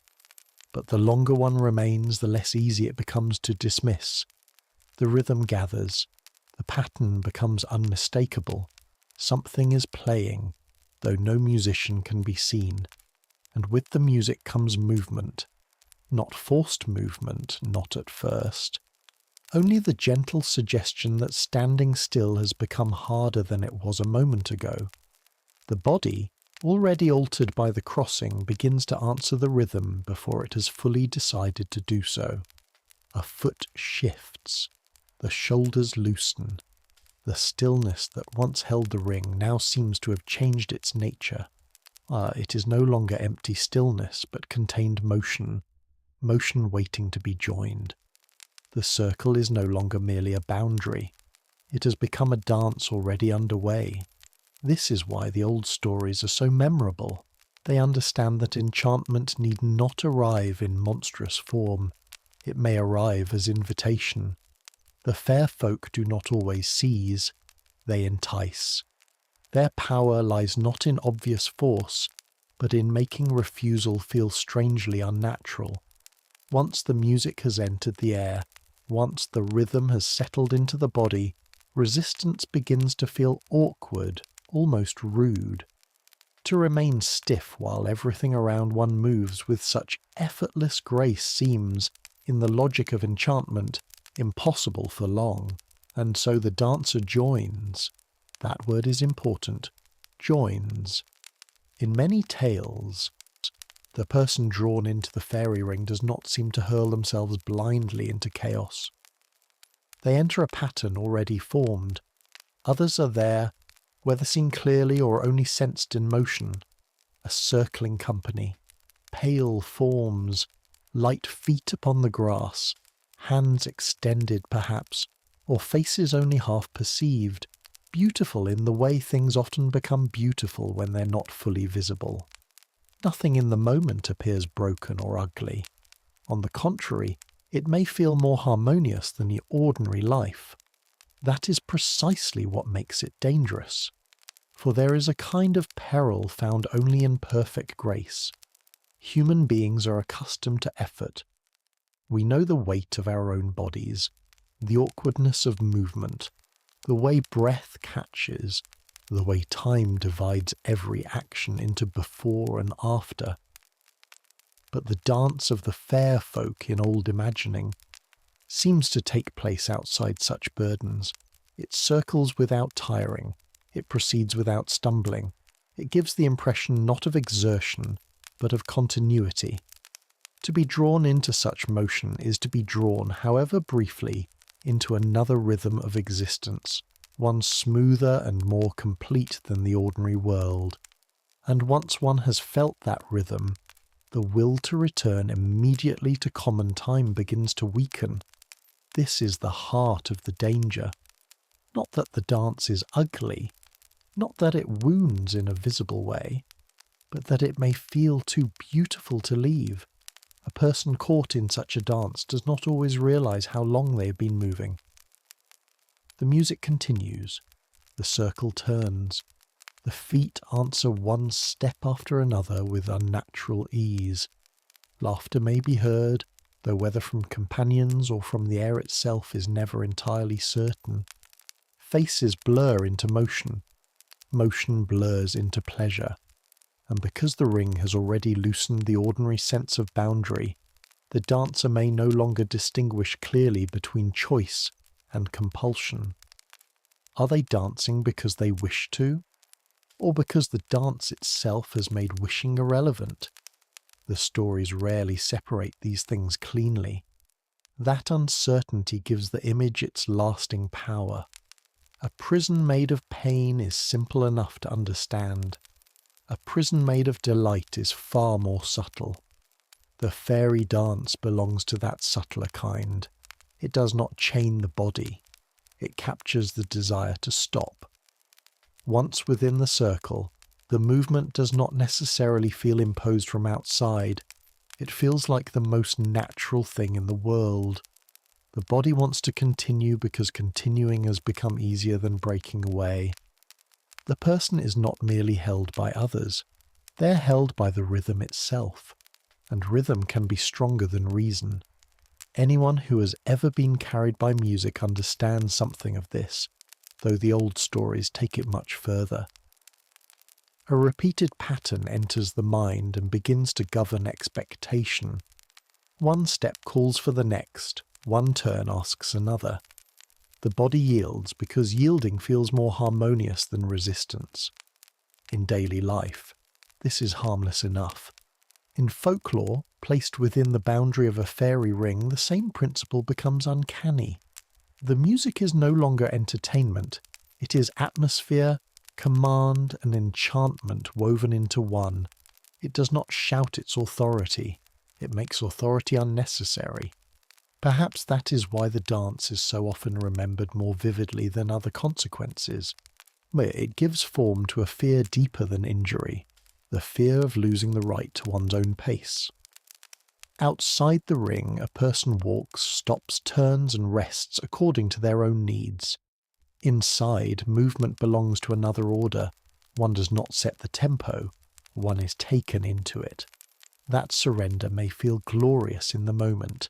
It may feel lighter than ordinary life, freer than the body has ever known itself to be. Yet precisely because it feels so effortless, it becomes difficult to break. The dancer is not dragged against the will. The will is persuaded to dissolve into the pattern. And all the while, The old countryside remains somewhere beyond the circle. The field is still there.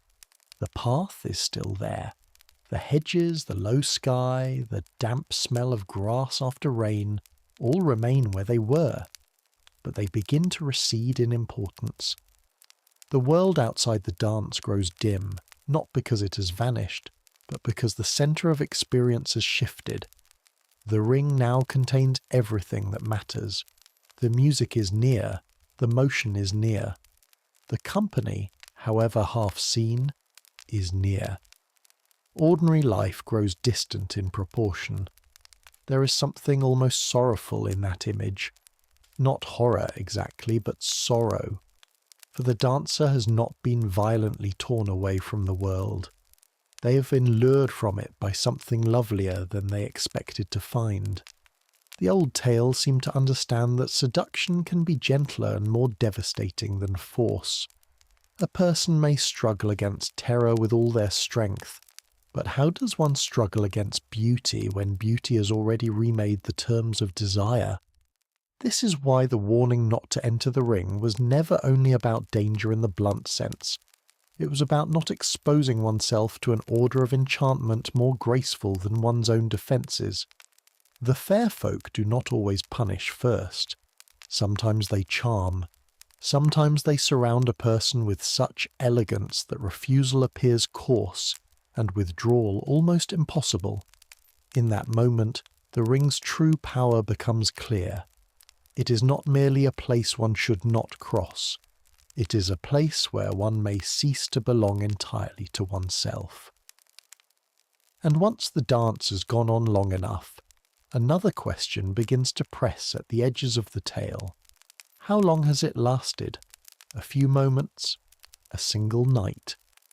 Something in the old stories suggests that those drawn into the ring rarely know, for in such company, beneath such music, uncircling to a rhythm that does not seem to tire or end, time itself begins to loosen. And what feels like one night of dancing may belong to a measure far stranger than the human heart expects. And it is here, perhaps, that the old stories grow most haunting. For music may be resisted in theory, and even enchantment can still be imagined as something one might eventually shake off. But time is different. Time is the great certainty of ordinary life. It carries everything with it. Daylight into dusk, summer into autumn, childhood into age. It gives structure to memory and weight to return. A person may lose their way in a field and find it again. They may wander further than intended and still come home before the fires burn too low. But if time itself loosens, then return becomes a much stranger thing, and the fairy ring, in many of the old tales, is not merely a place of hidden music or irresistible dancing. It is a place where time does not pass as it ought to. This is the consequence that seems to have lingered longest in the imagination. Not injury, not immediate death, not even permanent disappearance, though some stories move toward that sorrow.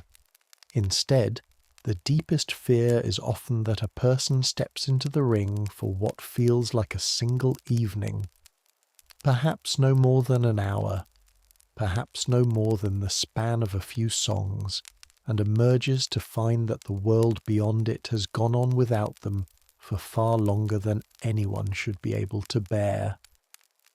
The power of this idea lies in how quietly it begins.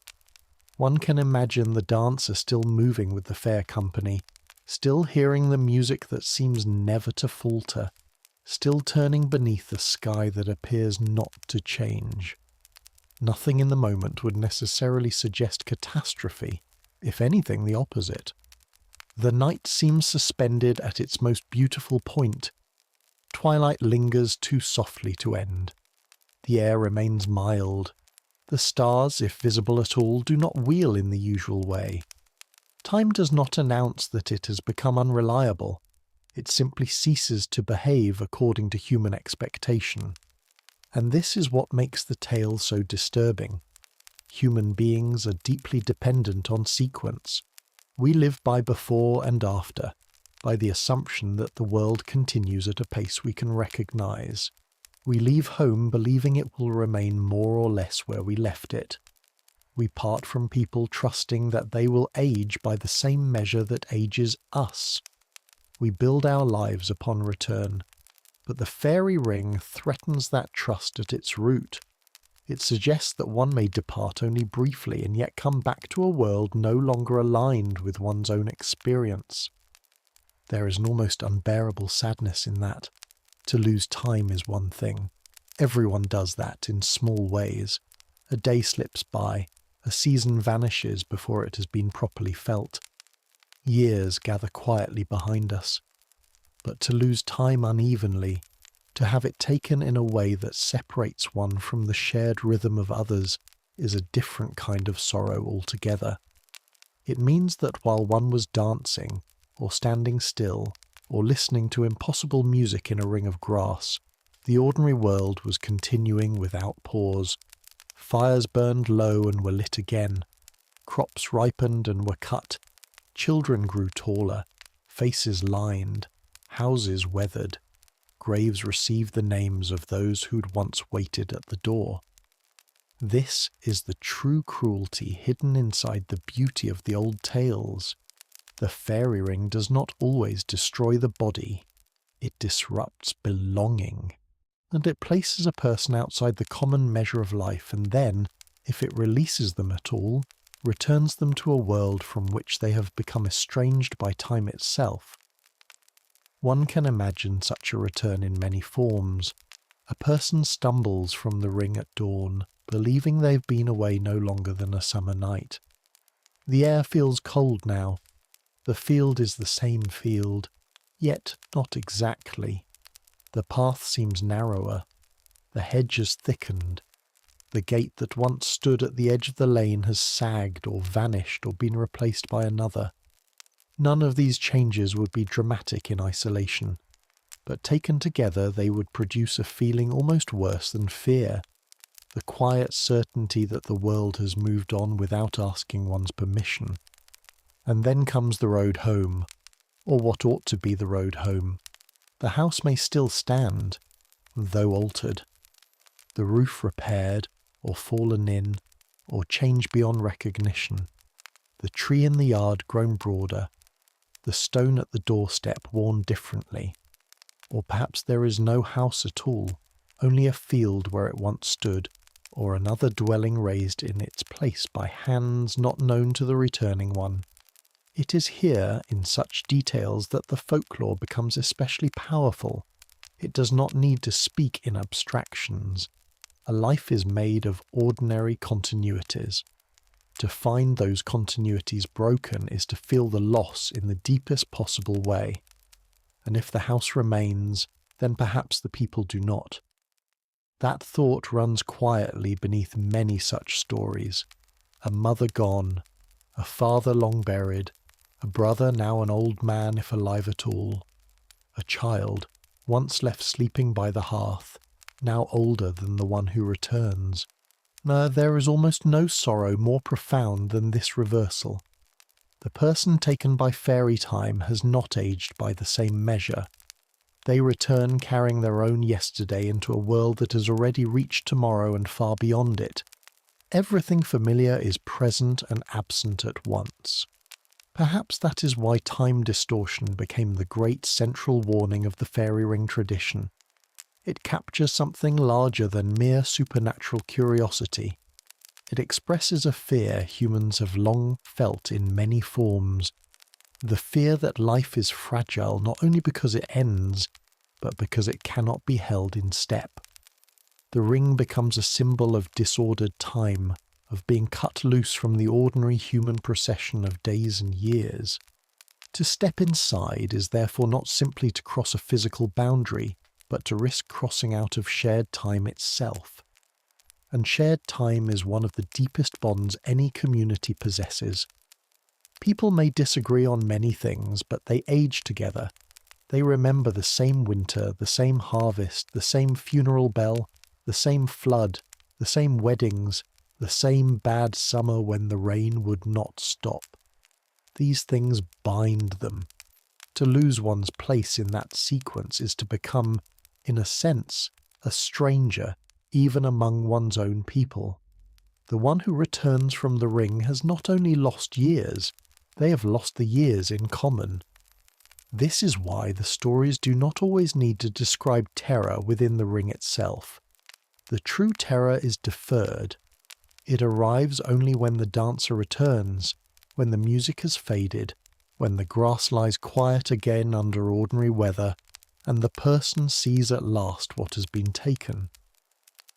The realization is not instantaneous in every telling, and sometimes it comes slowly with one altered detail after another, a changed path, an unfamiliar voice, a name on a stone, an old place spoken of as though it belonged to the distant past.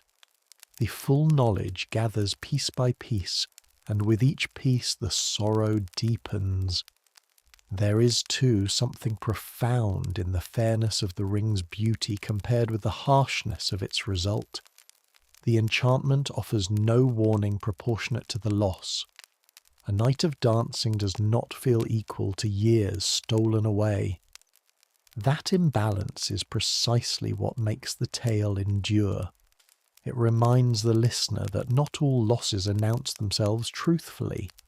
Some arrive dressed in grace, some begin with music, with pleasure, with the sense of having stepped for a little while outside the burdens of ordinary life.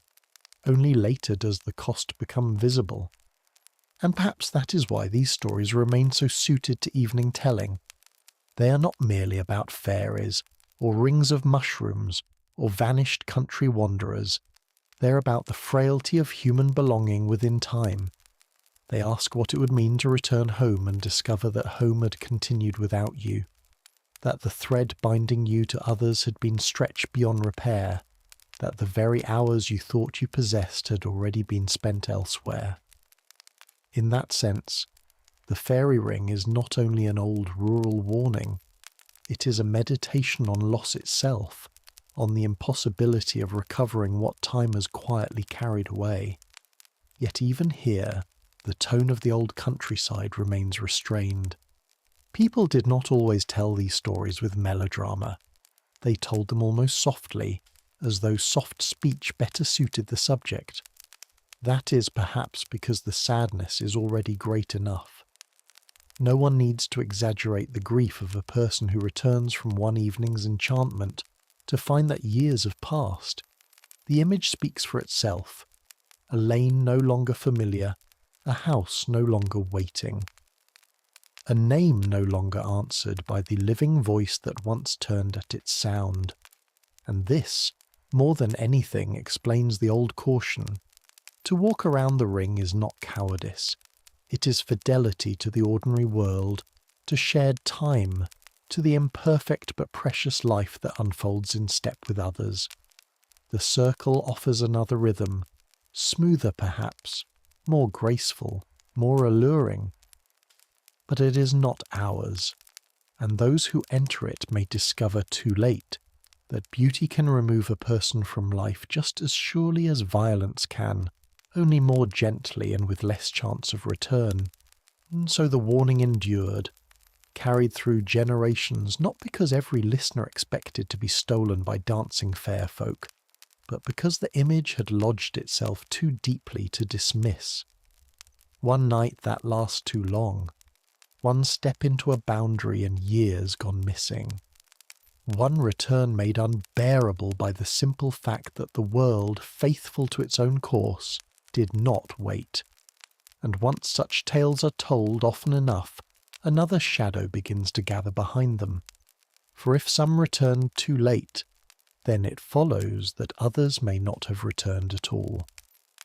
Some names, perhaps, never came back from the edge of the ring, except as whispers carried in the caution of those who remained. And once that shadow enters the story, the fairy ring changes again. Until now, the old tales have allowed for return, though often at terrible cost. A person may step across the boundary, dance beneath an altered rhythm, and come back to find the world made strange by passing years. That is sorrow enough. It gives the ring a sadness deeper than simple fear. But the tradition does not end there, for behind those who return too late, there lingers another quieter category of story, the ones that do not fully resolve, the ones that end in absence rather than explanation. And it is perhaps these stories, told least directly, that leave the longest echo. Not every tale of the hidden world was spoken in full. That is worth remembering. In many older communities, stories of loss were not always shaped for entertainment, nor even for neat moral instruction. Some were carried only in fragments, in references, in lowered voices and unfinished remarks. A person was mentioned once, and then not elaborated upon. A disappearance was alluded to, but never described in satisfying detail. A family might speak of an old relation who went out one evening and was not seen again, and the story would remain there, suspended between fact and folklore, never forced into a single clear form. This incompleteness may seem frustrating to the modern mind, which prefers records, conclusions, and named causes. But in folklore, silence often carries its own authority. There is something deeply unsettling about a story that refuses to close. If a tale ends with clear tragedy, the mind at least knows where to place its grief. But if a tale ends with uncertainty, with someone simply gone, with no witness firm enough to confirm what happened, with no body, no final account, no last word, then the imagination continues where the evidence stops, and that continuation is often more powerful than certainty. In the case of fairy rings, the lack of conclusion becomes part of the warning. The ring is not merely associated with what happened, it is associated with what could not be brought back into ordinary speech. One can easily imagine how such stories might have lived in the countryside. A child hears only enough to know that someone once vanished near such a place. The adults do not dramatize it. They do not gather everyone at the fire and recount it in detail. They merely exchange a glance, or say that it was long ago, or remark that some places are best left alone. The silence around the story becomes more important than the story itself, and children, who are often more sensitive to tone than to content, understand at once that this is not a subject to be handled carelessly. It is from such moments that a culture's deepest cautions are formed. There is, too, a kind of social mercy in leaving certain tales unfinished. Not every absence can bear the weight of repeated retelling. In small communities especially, grief does not always become narrative. Sometimes it remains grief. A person goes missing, and the life around them must continue. Fields worked, meals made, livestock tended, weather endured, while the missing person remains suspended in memory. To attach such an absence too firmly to a fairy ring, or to fair folk, or to any single explanation, might feel less like understanding than like intrusion. And so the story remains partly veiled. People do not deny that something strange was feared. They simply refuse to speak as though they know too much. This restraint gives the tradition a different kind of force. The fairy ring is no longer only the site of enchantment or lost time. It becomes a place at the edge of what can be said with confidence. That may be the most realistic thing about it. Old communities often knew how to preserve uncertainty without dissolving it into disbelief. They could say, in effect, we do not know exactly what happened, but we know enough to leave such places undisturbed. This is not ignorance in the simple sense. It is a recognition that some events exceed the available language, and when that happens, behavior often becomes the archive. The story may fade or fragment, but the custom remains. In that sense, those who never returned are remembered less through detailed biography than through the caution they left behind. Their names, if they survive at all, survive dimly. Their faces blur with time. Their precise fates are not confidently narrated, but the path around the ring is still taken. The mushrooms are still left intact. The old instruction not to step inside remains in place, strengthened, perhaps, by the very lack of a finished explanation. A complete tale can eventually become familiar. An incomplete one remains open, and open things often trouble the mind for longer. And there is also a particular sadness in the idea that some disappearances are not loudly mourned in folklore, because they have already passed beyond ordinary recovery.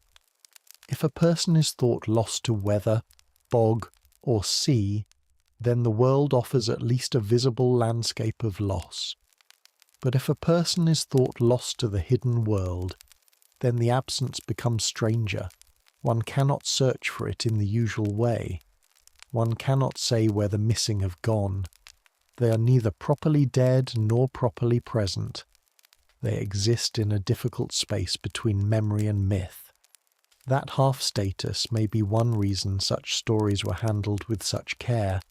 To speak too confidently would be to claim knowledge no one truly possessed. And so they endure as murmurs. Someone once followed music no one else could hear. Someone was seen near a ring at dusk and did not come home by morning. Someone returned different and someone else did not return at all. These are not courtroom statements. They are the weathered edges of communal memory, shaped by repetition, omission, and the natural erosion of time. But they are enough. Folklore does not need precision in order to guide behaviour. It needs only enough remembered unease to keep the boundary meaningful. This is perhaps why the tone of these stories remains so quiet. The fairy ring was never best served by loud horror. Loud horror simplifies too much. It converts mystery into spectacle and leaves little room for the subtler ache of old absence. The better stories, the ones that seem truest to the countryside, do not describe the missing with shrill certainty. They leave them where many communities actually leave their lost, in partial memory, in gestures, in the changed way people move through a place afterward. The ring remains in the field, but the field is no longer merely a field, because someone once failed to return across it. One might say that this is how landscapes acquire moral weight. Not through monuments alone, but through associations carried so long that the place itself begins to feel responsible for memory. A ring in the grass may not look mournful. The mushrooms rise as gently as ever. Rain falls through them, sunlight touches them, cattle graze nearby. But for those who inherit the stories, however incomplete, the place is not empty of history. Something has attached itself to it. Not a visible mark, but a depth of caution, a hush. Such hushes are often the truest memorials rural traditions possess, and perhaps that is why no one says too much. To say too much would be to risk falsehood.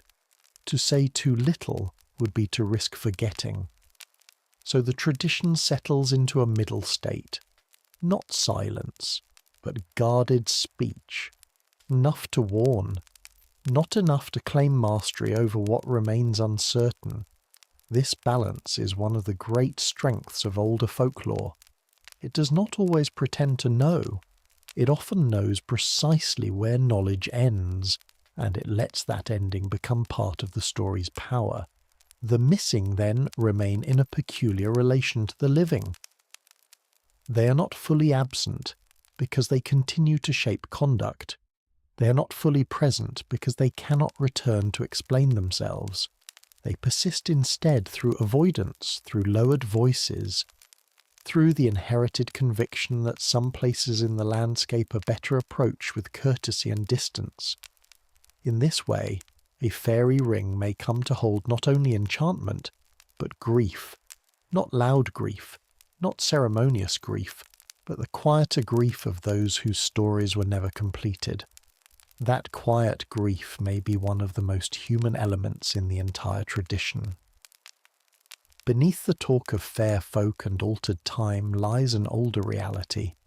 Communities have always had to live alongside uncertainty, alongside disappearances they could not satisfyingly explain, alongside the painful fact that not every absence yields an answer.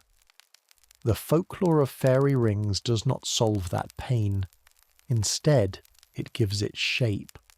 It places absence inside a boundary, lets caution gather around it, and transforms unanswered loss into a reason to step carefully. So when the old people warned against entering the ring, they were not always reciting a dramatic legend. Sometimes they were protecting the edge of an older sorrow. Sometimes they were honouring those whose names had thinned into rumour, but whose absence still lingered in the habits of the living. And that may be the gentlest way to understand the darkest part of the tradition.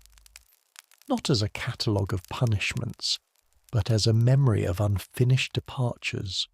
For some were said to return with years stolen from them, and some perhaps passed so far beyond the boundary that no return was ever spoken of again. Their stories were not shouted, they were not adorned, they were left incomplete, and in that incompleteness they became strangely enduring. A missing end can haunt more deeply than a tragic one.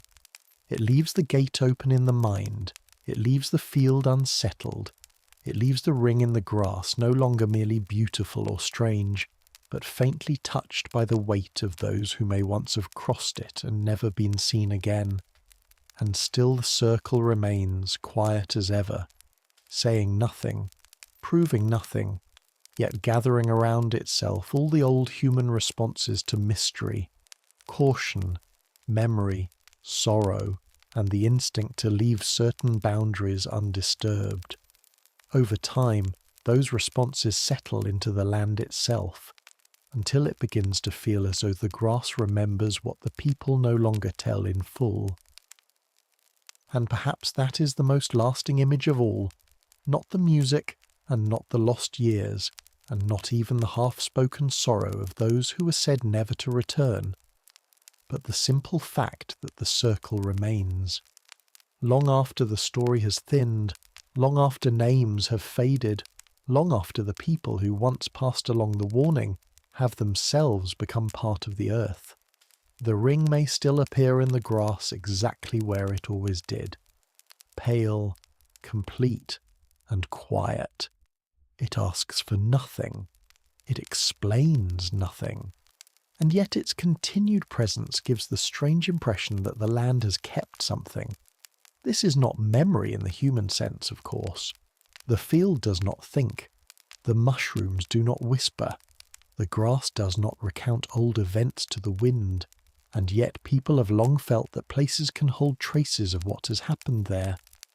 Not as a mind holds a thought, but as a surface holds pressure, or as a path holds the shape of countless feet long after the walkers are gone. Certain houses keep an atmosphere after generations have passed through them. Certain roads carry an old mood even when their first purpose has been forgotten. And certain quiet spaces in the countryside seem to preserve a feeling that did not begin with the present moment. The fairy ring belongs to that kind of place. Perhaps this is why the ring unsettles so gently. It does not appear ruined or haunted in any obvious sense. It is not marked by ash or broken stone, or any dramatic sign of disturbance. On the contrary, it appears almost too intact.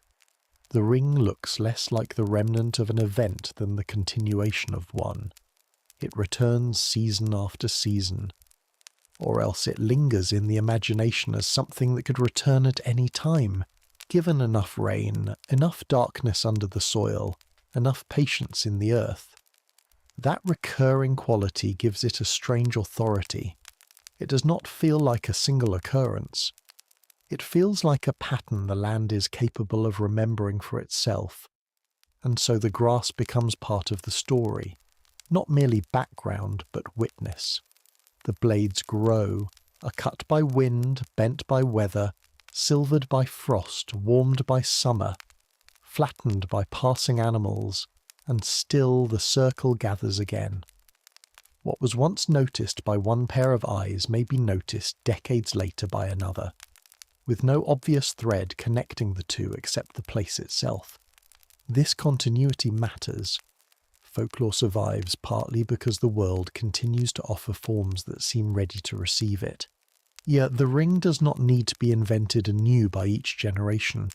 The land presents it, and memory settles into the shape already waiting there. There is something deeply moving in that partnership between landscape and story. Human lives are brief and often uncertain. A family may remain in one place for centuries, or scatter in a single generation. A language may soften, shift, or disappear from everyday use. Old names for hills, wells, and paths may fall silent, and yet the earth remains patient. It receives all these changes without hurry. It lets hedges thicken and walls sink. It allows footpaths to fade and return. In such a world, a ring in the grass can come to feel like a point of continuity, almost beyond human keeping. A mark that outlasts the speakers, and perhaps for that reason seems to remember on their behalf. It is not difficult to see why such an idea would have taken root. In rural life especially, memory has often depended upon place. A person may not know dates with precision, but they know where something happened, near that field, beyond that rise, beside that old thorn tree.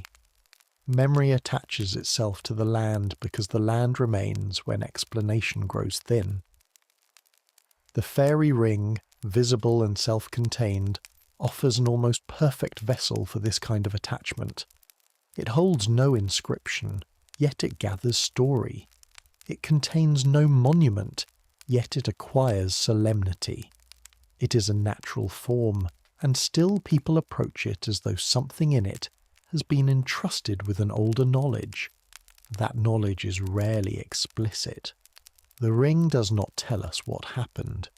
It only encourages the feeling that something has happened before, perhaps more than once, perhaps often enough that caution has become wiser than curiosity. This is one of the most elegant qualities of the old tradition. It does not burden the place with explanation. It allows the ring to remain itself: grass, mushrooms, damp earth, weather, silence. The memory lies not in added detail but in repeated human response. People remember by walking around. They remember by pausing. They remember by leaving the place unbroken. In time, these gestures make it seem as though the land itself has taught the lesson. One might say, then, that the ring becomes a kind of memory without speech. It preserves not facts, but posture. It tells no one what to think in direct terms.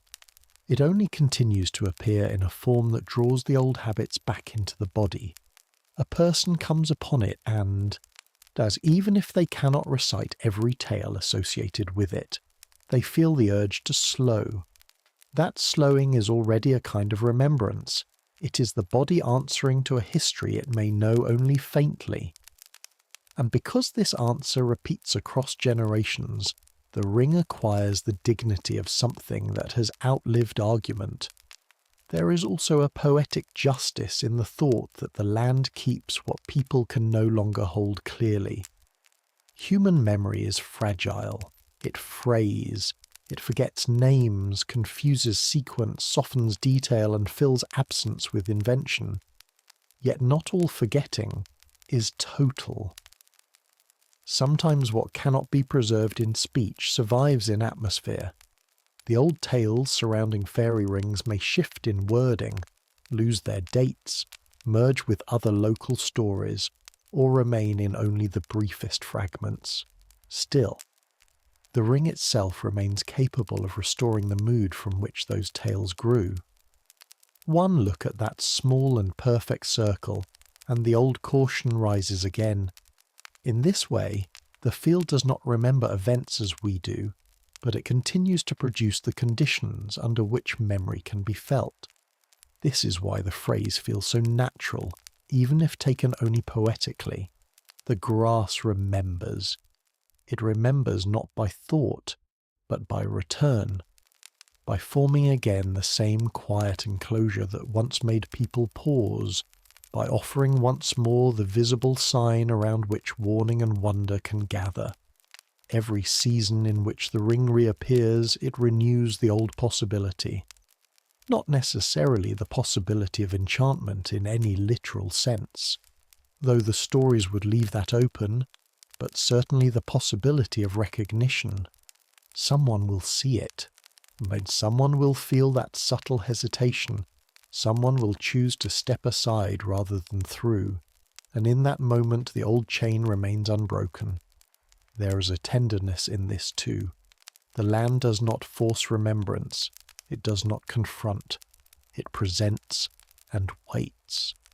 It lets the ring stand in the grass as it stands in the old tales, calm, self-contained, and never in need of advertising its significance. The people who notice are those already prepared, whether by story, by temperament, or by that quieter inherited instinct that feels a boundary before it can name one. The place asks only to be left intact, and perhaps that is what makes it feel so old. The oldest things often ask very little, and endure because they are not always being touched. By now, the fairy ring has become more than a curiosity, more than even a warning. There it has become a vessel of continuity between the visible field and the invisible weight of tradition. The mushrooms rise from natural processes beneath the soil, yes, but around them gathers another growth entirely. Caution, memory, reverence, unfinished sorrow, and the sense that some patterns in the world are not ours to interrupt. The ring, therefore, remains in two ways at once. It remains physically, in the grass when conditions allow, and it remains culturally, in the old human choice to stop at the edge and go around. This is what gives the image its lingering softness. Nothing is proven. Nothing is fully denied. The field does not surrender its secrets, but neither does it insist on them. It simply offers the same shape again and again, as though inviting each generation to decide what kind of world it believes itself to inhabit. A world of matter alone, perhaps, or a world in which matter sometimes arranges itself into signs that deserve courtesy. The old countryside rarely demanded a final answer. It preferred a wiser response. Leave the ring undisturbed and let the question remain. And perhaps that is the truest form of memory such places possess. Not the memory of exact events, but the memory of restraint. The ring endures because people do not break it. People do not break it because something in them still responds to its quiet perfection, as though it marks an older claim upon the land. Over time, that response begins to look almost like reverence. Not fear exactly, and not belief in the simplest sense, but a recognition that some boundaries become more meaningful the longer they are left intact. So the grass remembers by remaining, by gathering itself once more into a circle, by holding, year after year, the visible trace of an invisible caution. And those who come upon it, whether they know the full weight of the old stories or only feel the faintest stirring of them, often do what others have done for centuries. They pause, they look, and they let the circle keep its silence. And once that silence has been felt for long enough, another question begins to rise from it. If the ring remains in the grass year after year, if stories and warnings gather around it, if people continue to pause at its edge even when they cannot fully explain why, then why has the custom endured so gently? Why do so many old traditions around fairy rings lead not toward confrontation, but away from it? Why do people so often choose not to test the boundary, not to stamp through it, not to scatter the mushrooms or cut across the circle, merely to prove that they can? The simplest answer would be fear, and fear is certainly part of the story. Not always panic, and not always the sharp fear of immediate danger, but the quieter fear that some crossings carry more consequence than they first appear to hold. Yet fear alone does not fully explain the tone of the tradition. If fear were the whole of it, then the old countryside might have spoken of fairy rings with louder warning, with sharper prohibitions, with scenes of dramatic punishment attached to every tale. But that is not usually the feeling these stories leave behind. More often, they leave behind something softer and more enduring than fear. They leave behind respect. Respect is not as easy to describe as fear, because it is built from more than one feeling at once. It contains caution, certainly, but also restraint, humility, and a willingness to accept that not every visible thing is meant to be used. It asks a person to recognize a boundary, not because they have been physically prevented from crossing it, but because crossing it would be an act of needless intrusion. And this is perhaps the deepest wisdom hidden in the old customs surrounding fairy rings. They are not always preserved because people expected punishment at every turn. They were preserved because many felt at a level deeper than argument that the ring was not theirs to disturb. This idea belongs to a much older relationship between people and place. In modern life, there is often an assumption that what lies before us may be entered, altered, measured, and made useful unless there is some visible reason not to do so. A fence, a lock, a law, a sign. But older rural cultures often held a more delicate view of the land. They recognized practical rights and ownership, of course. Fields were worked, animals were kept, paths were followed, and boundaries mattered in daily life. Yet alongside this practical use there existed another layer of understanding, that some places carried their own dignity, their own status, their own form of untouchability, not because they were inaccessible, but because courtesy demanded distance. The fairy ring fits precisely into that moral landscape. It is accessible enough to step into. That is what makes the custom meaningful. If the ring were surrounded by thorns or lying in the centre of dangerous bog, then avoidance would require little wisdom. But the ring is often right there, open and reachable, making no visible effort to defend itself. The decision not to cross it is therefore not enforced by force, it is chosen. And chosen restraint says something important about the people who practice it. It suggests that they do not believe human freedom consists in touching everything that can be touched. This is why the old stories often feel philosophical, even when they remain simple on the surface. Beneath the talk of fair folk, boundaries, enchanted dances, and stolen years lies a more enduring question. How should one move through a world that is not entirely one's own? The ring becomes a test case for that question. It sits quietly in the field and asks without words whether human beings can recognize a limit without having to conquer it. Can they leave intact what they do not fully understand? Can they accept that some spaces may carry meaning beyond their immediate utility? For many generations, the answer seems to have been yes. People walked around, they taught their children to walk around. Yeah, they left the ring in peace, not only because they feared what might happen if they did not, but because they had inherited a sensibility in which peace itself was the proper relation. The hidden world, if one believed in it, was not something to provoke, and even if one did not believe with complete certainty, the habit remained meaningful. There was no need to insult the land by assuming that every shape in it existed for human interruption. In this sense, the fairy ring may be understood as a place where folklore teaches humility. Not humiliation, not weakness, but humility in the oldest and healthiest form, the recognition that one's own perspective is not the only measure of reality. The ring suggests that the land may contain claims older than human convenience, and that wisdom begins when one learns to notice them. Yet a person need not be able to prove the existence of the ace she in order to understand the virtue of leaving one small circle of mushrooms untouched. Sometimes restraint is justified not by certainty, but by reverence for possibility. That word matters here. Reverence.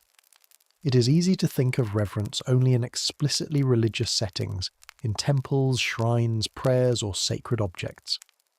But reverence can also belong to landscape. It can belong to old trees, springs, mounds, graveyards, and rings in the grass. Wherever people feel that a place ought not to be handled carelessly, reverence has already begun to form. The fairy ring is one of the gentlest examples of this. It is small, it is fragile. It is made of things one might ordinarily step over without thought. And yet, because it gathers old meaning around itself, it receives a degree of tenderness unusual for so modest a feature of the field. Perhaps that is why the custom survives even among those who speak of it lightly. One may smile at the stories, call them old-fashioned, or treat them as the ornaments of a vanished world-view, and still hesitate before breaking a ring. Something in the act itself feels wrong. Not dramatically wrong, perhaps, but needlessly disrespectful. That feeling is already evidence of how deeply the tradition has shaped conduct. It is not always explicit belief that governs human action. Very often it is inherited style, the felt sense of what one does and does not do in a place. And style, once carried through generations, can become stronger than argument. The child who is taught to step around the ring may not receive a full lecture on liminality, hidden ownership, or the metaphysics of the other world. They receive instead a pattern of behaviour, and that pattern settles into the body. Years later, even if the stories have softened or thinned, the body remembers the turn of the step. It remembers that this is the sort of place one leaves alone. In that way, folklore becomes ethics not through commandment, but through repetition. There is also a deeper comfort in this posture than one might first expect. To respect a boundary is not only to deny oneself something, it is also to preserve a way of living in which the world remains richer than mere possession. A land in which everything may be handled at will becomes, in time, a thinner sort of land. Mystery disappears first, then reverence, then perhaps even gratitude. But a land in which some places remain untouched retains a certain depth. It allows for coexistence. It reminds people that not all relationship must end in use. This may be one reason the fairy ring has never needed especially violent legends to protect it. The ring already contains its own argument. It is complete. It is calm. It does not ask to be entered. One sees it and senses that crossing it would add nothing of value. What would be gained? A broken circle, a disturbed pattern, a small act of proof performed only for the sake of denying what others respected. Against such a gain stand centuries of hesitation, memory, atmosphere, and inherited courtesy. No wonder the old answer was so often the simplest one: leave it be. In leaving it be, people affirmed something larger than a single superstition. They affirmed a way of inhabiting the world that made room for the unseen, the unproven, and the quietly meaningful. They acknowledged that some boundaries do not need to be defended by force in order to deserve respect. They accepted that certain forms in the landscape were not invitations but reminders that human life exists beside other orders, other histories, other possibilities not fully under its command. And perhaps this is the most beautiful thing the tradition preserves, not the fear of fairy rings, but the refusal to reduce them, the refusal to treat every mystery as an object for conquest, the refusal to step through simply because the way is open. That refusal is not ignorance, it is discipline, it is imagination guided by manners, It is the old countryside teaching, in its quiet way, that one may honour a boundary even when one cannot see the hand that drew it. So no one breaks the circle, or rather, no one wise does so lightly. They walk around it because to do otherwise would be to forget the oldest lesson the ring offers. Not everything visible belongs to us. Some spaces are left untouched not because they are forbidden in the harsh sense, but because their integrity matters. Their silence matters. The old relation between human life and the land matters. And once a custom like that becomes ordinary enough, it ceases to feel dramatic at all. It becomes simple, almost graceful. A person approaches the ring, notices it, and adjusts their path without resentment. The gesture is small. The meaning is deep. Over time, such gestures become one of the most convincing forms of belief. Not what people declare, but how they move. And this, in the end, may be why the circle remains unbroken. Because beneath all the stories lies a quieter truth. Respect lasts longer than fear. Fear flares and fades. Respect enters the body and teaches it where to step. The ring does not survive because every generation is terrified of it. It survives because enough people have understood, in ways both spoken and unspoken, that some boundaries are worth preserving simply by walking around them. And once respect has settled so deeply into a custom, it no longer needs to present itself as belief in the dramatic sense. It becomes something simpler, quieter, and perhaps more durable than belief alone. It becomes behaviour. A person sees the ring and alters their course. A child notices the alteration and copies it. Years later, the child, now grown, does the same without needing to rehearse the reason in full. This is often how traditions endure best, not through constant explanation, but through repeated action so ordinary that it begins to feel like part of the landscape itself. That is why the image of people walking round a fairy ring may be one of the most convincing and most revealing in the whole body of lore. It is not grand. It does not depend on spectacle. No one needs to fall silent in terror, and no one needs to point dramatically at the ground. Instead, the response is almost modest. The path bends, the foot turns slightly, the person goes on. And yet in that small gesture lies everything the old stories have been trying to say. There is a boundary here. It need not be tested. It need not even be named. It is enough to recognize it and continue on without disturbance. Such repeated behaviour gives folklore a special kind of realism. A legend may be forgotten in its details, but a habit remains visible. One may not remember the exact wording of a warning heard in childhood, or the full story of someone who danced too long in a ring and returned to a changed world, yet still feel the old reluctance rise at the sight of a perfect circle in the grass. In that moment, tradition is no longer merely something told. It is something enacted. It lives in posture, in timing, in the slight angle of a step taken to one side instead of straight ahead. This matters because human beings trust behaviour in a way they do not always trust speech. Words can be exaggerated, embellished, disputed, and reshaped by imagination. But the way people move through a place tells another kind of truth. If generation after generation has chosen not to cross a certain ring in the field, then even the sceptical observer begins to sense that the custom itself has weight. It suggests that the ring has been folded into the ordinary etiquette of the land, and etiquette, once established, often survives where doctrine cannot.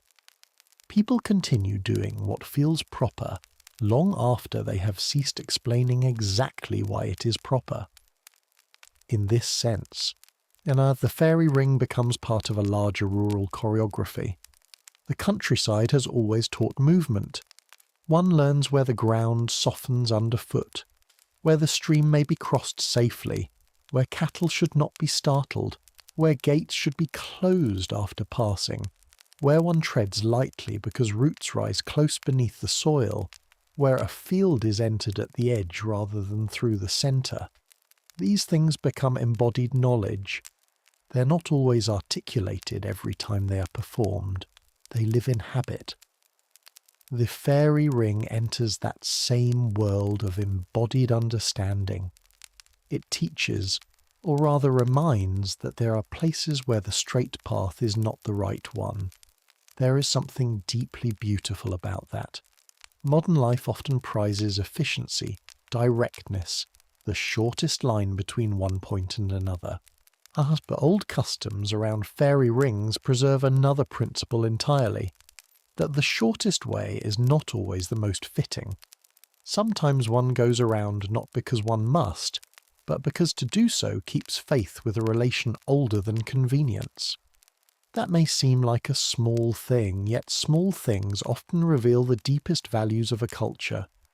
A society that teaches its children to walk around a ring in the grass is teaching more than caution. It is teaching deference, patience, and a certain willingness to let mystery remain untroubled. One can easily imagine how such lessons were absorbed. A child running through open ground notices a parent call them back before they reach the circle. No anger, perhaps, only a change in tone. Not there. Around it. The child glances down, sees only mushrooms and grass, and obeys without fully understanding. Then, over years, the meaning settles. The ring is not entered. Not because it is physically impossible, but because this is how one behaves in its presence. The lesson becomes one with other quiet rural lessons. Do not shout across a burial ground. Do not damage an old thorn tree for no reason. Do not mock what older people treat with seriousness, even if they speak of it softly. And this is how behaviour repetition gives folklore its realism. The stories stop feeling like isolated tales and begin to resemble a lived world. A lived world is made less of dramatic revelations than of tiny consistent patterns. A gate always latched, a chair always left empty for the absent dead in memory, a road never taken alone after dark if it can be helped, a ring always walked around, never through. These repetitions persuade because they feel social rather than invented. They suggest a community agreeing, over long periods of time, that certain gestures are the proper answer to certain places. What is especially striking is that the behaviour remains meaningful even when it's performed casually. A person might not pause for long at all. They may see the ring, shift course by only a step or two, and continue speaking of entirely different things. But the gesture is still there. The custom does not always demand solemnity to remain intact. In fact, its calmness may be part of its endurance. Because it is not always framed as a dramatic act, it slips more easily into daily life. And once it has entered daily life, it becomes much harder to erase. It is no longer a rare response to an unusual event. It is simply what one does. This is why the image of walking around the ring carries such authority. It shows belief translated into conduct without fanfare. It shows that the boundary need not be defended loudly, because the people themselves maintain it. The ring does not have to cry out for protection. The community protects it by refusing to cross. That quiet collective agreement may be stronger than any spoken warning. A boundary held in common can endure long after its original explanations have become blurred, because people continue to enact it for one another. Each person who steps aside confirms the rightness of the gesture for the next. There is, too, something almost ceremonial in the circularity of this practice. The ring forms a circle, and people move around it in their own curved path, preserving the shape by refusing to cut through it. The boundary creates behaviour, and the behaviour in turn preserves the boundary. Over time, this becomes a kind of mutual reinforcement between land and memory. The earth offers the form, the people offer the response. Together they create a tradition that appears natural in both senses of the word, natural as part of the landscape and natural as part of the social body trained to move within it. It is easy to overlook how much culture lives in such small navigations. Much of what a community values is not written into law or spoken in formal teaching. It appears instead in ordinary adjustments, how close one stands, where one lowers one's voice, when one removes a hat, what one touches, what one leaves untouched. Walking around a fairy ring belongs to that intimate realm of custom. It is not usually a matter of public declaration, but it is a matter of manners, and manners, though they may seem light, often reveal the shape of a people's deepest assumptions about the world. In the case of fairy rings, those assumptions are gentle but profound. The world is not empty. The visible land is not exhausted by what it appears to be. Some places bear meanings that ask for distance rather than possession. One does not prove courage by crossing every threshold. One proves wisdom by knowing when not to. Such assumptions may not always survive in explicit language, especially as modern life moves further from the patterns of older rural existence. Yet they can persist in gestures long after their metaphysical framework has thinned. A person may say they do not truly believe in fairies and still, when faced with the circle, feel that stepping through it would be somehow graceless. That sense of grace matters. Walking around is not only avoidance, it is also elegance. It is a way of passing without conflict. The person leaves the ring intact and remains intact themselves. No challenge is issued, no test is performed. The path curves, and harmony is preserved. There is something almost restful in that image, which may be one reason it has remained so suitable to the quieter tones of folklore. The ring does not demand an epic confrontation. It asks only that one accept the inconvenience of reverence, which in truth is not much inconvenience at all. By now then the meaning of the custom becomes clear. People walk around because enough generations have understood that the circle marks a difference worth honouring. Children are taught to do the same because customs taught young are the ones most likely to survive. The repetition itself makes the tradition feel more real, not less. Every small detour confirms the old lesson. Some places in the land are better approached through restraint than through entry, and the ring, delicate though it is, becomes the perfect symbol of that lesson, precisely because it can be crossed so easily, and yet so often is not. In the end, the power of the fairy ring may lie not only in its stories, but in the consistency of the human answer to it. Again and again, across years and weather and changing belief, people have looked at that quiet circle and chosen the same response. Not through, around. The repetition is itself a kind of testimony. Not testimony that proves anything in a strict sense, but testimony that a pattern of conduct has been judged wiser than its alternative. The path bends, the circle remains, and the old relationship between caution and courtesy continues one more day. And when a custom endures in that way, generation after generation, it begins to feel less like superstition and more like a form of inherited wisdom. Not loud wisdom, not fully explained wisdom, just the kind that lives in the body and guides the feet before the mind has finished asking its questions. By the time a person notices the ring, the lesson is already there. Do not interrupt what has been left whole. Do not step where the land has drawn a line so gently. Walk around, and let the circle remain what it has always been, complete, silent, and untouched in the grass. And so, after all the stories, all the cautions, all the old habits of walking round rather than through, What remains is the image with which the countryside seems always to have been most content. Not a dramatic ending, not a final revelation, not proof laid out plainly beneath the open sky. Only a ring in the grass, quiet as ever, asking for nothing and giving almost nothing away. That, perhaps, is why the fairy ring belongs so naturally to the last thoughts of evening. Some legends demand conclusion. They move toward battle, judgment, triumph, or ruin. They insist that the listener arrive somewhere definite, but the fairy ring resists that kind of ending.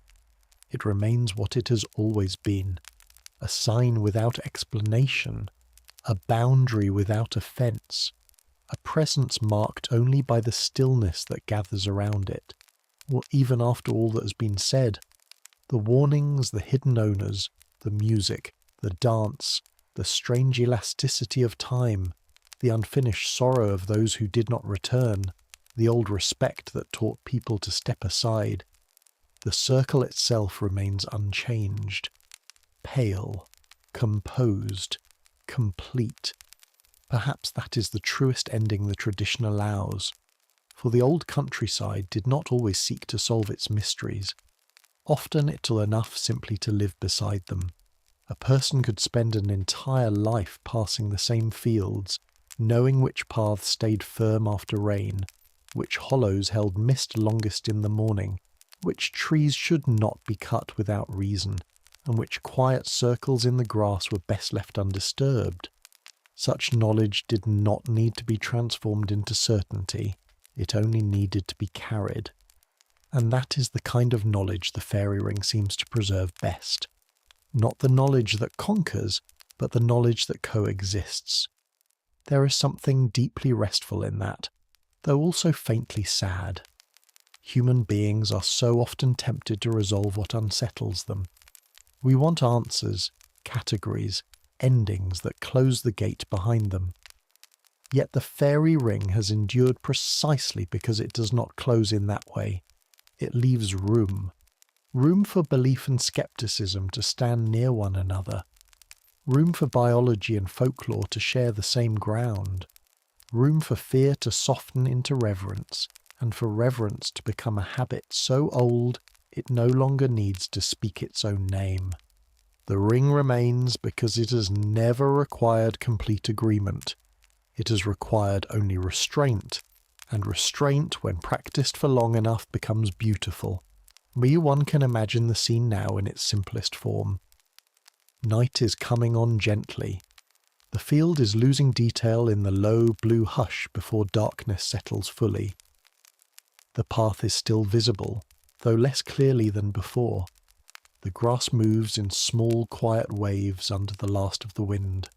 Somewhere far off, perhaps, a bird gives one last sound before falling silent, and there, not far from the path but not directly upon it, lies the ring, pale against the darker ground, intact, waiting for no one. A person comes upon it. They may know the old stories well, or only in fragments.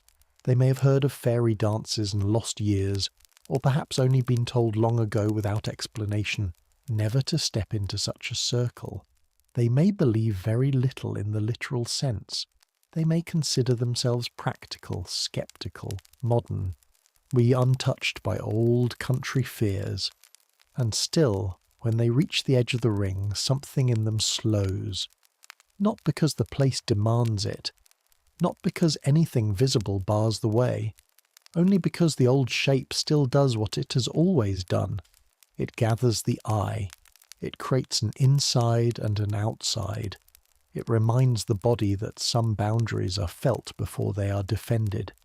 And so the person pauses, perhaps only for a second. Then, in the same quiet manner as so many before them, they alter their course by the smallest degree and continue on. This is the ending the fairy ring prefers, not conquest, not collapse, but continuation. The ring stays whole. The walker passes by. The silence remains unbroken. Nothing spectacular occurs, and yet something meaningful has happened all the same. A boundary has been noticed. A custom has been honoured. The world has retained one small place that human certainty has not entirely flattened. That may be why the image lingers so softly in the mind. It does not burden itself with climax. It simply returns, again and again, to the same modest truth. The ring remains. And because it remains, people keep responding to it.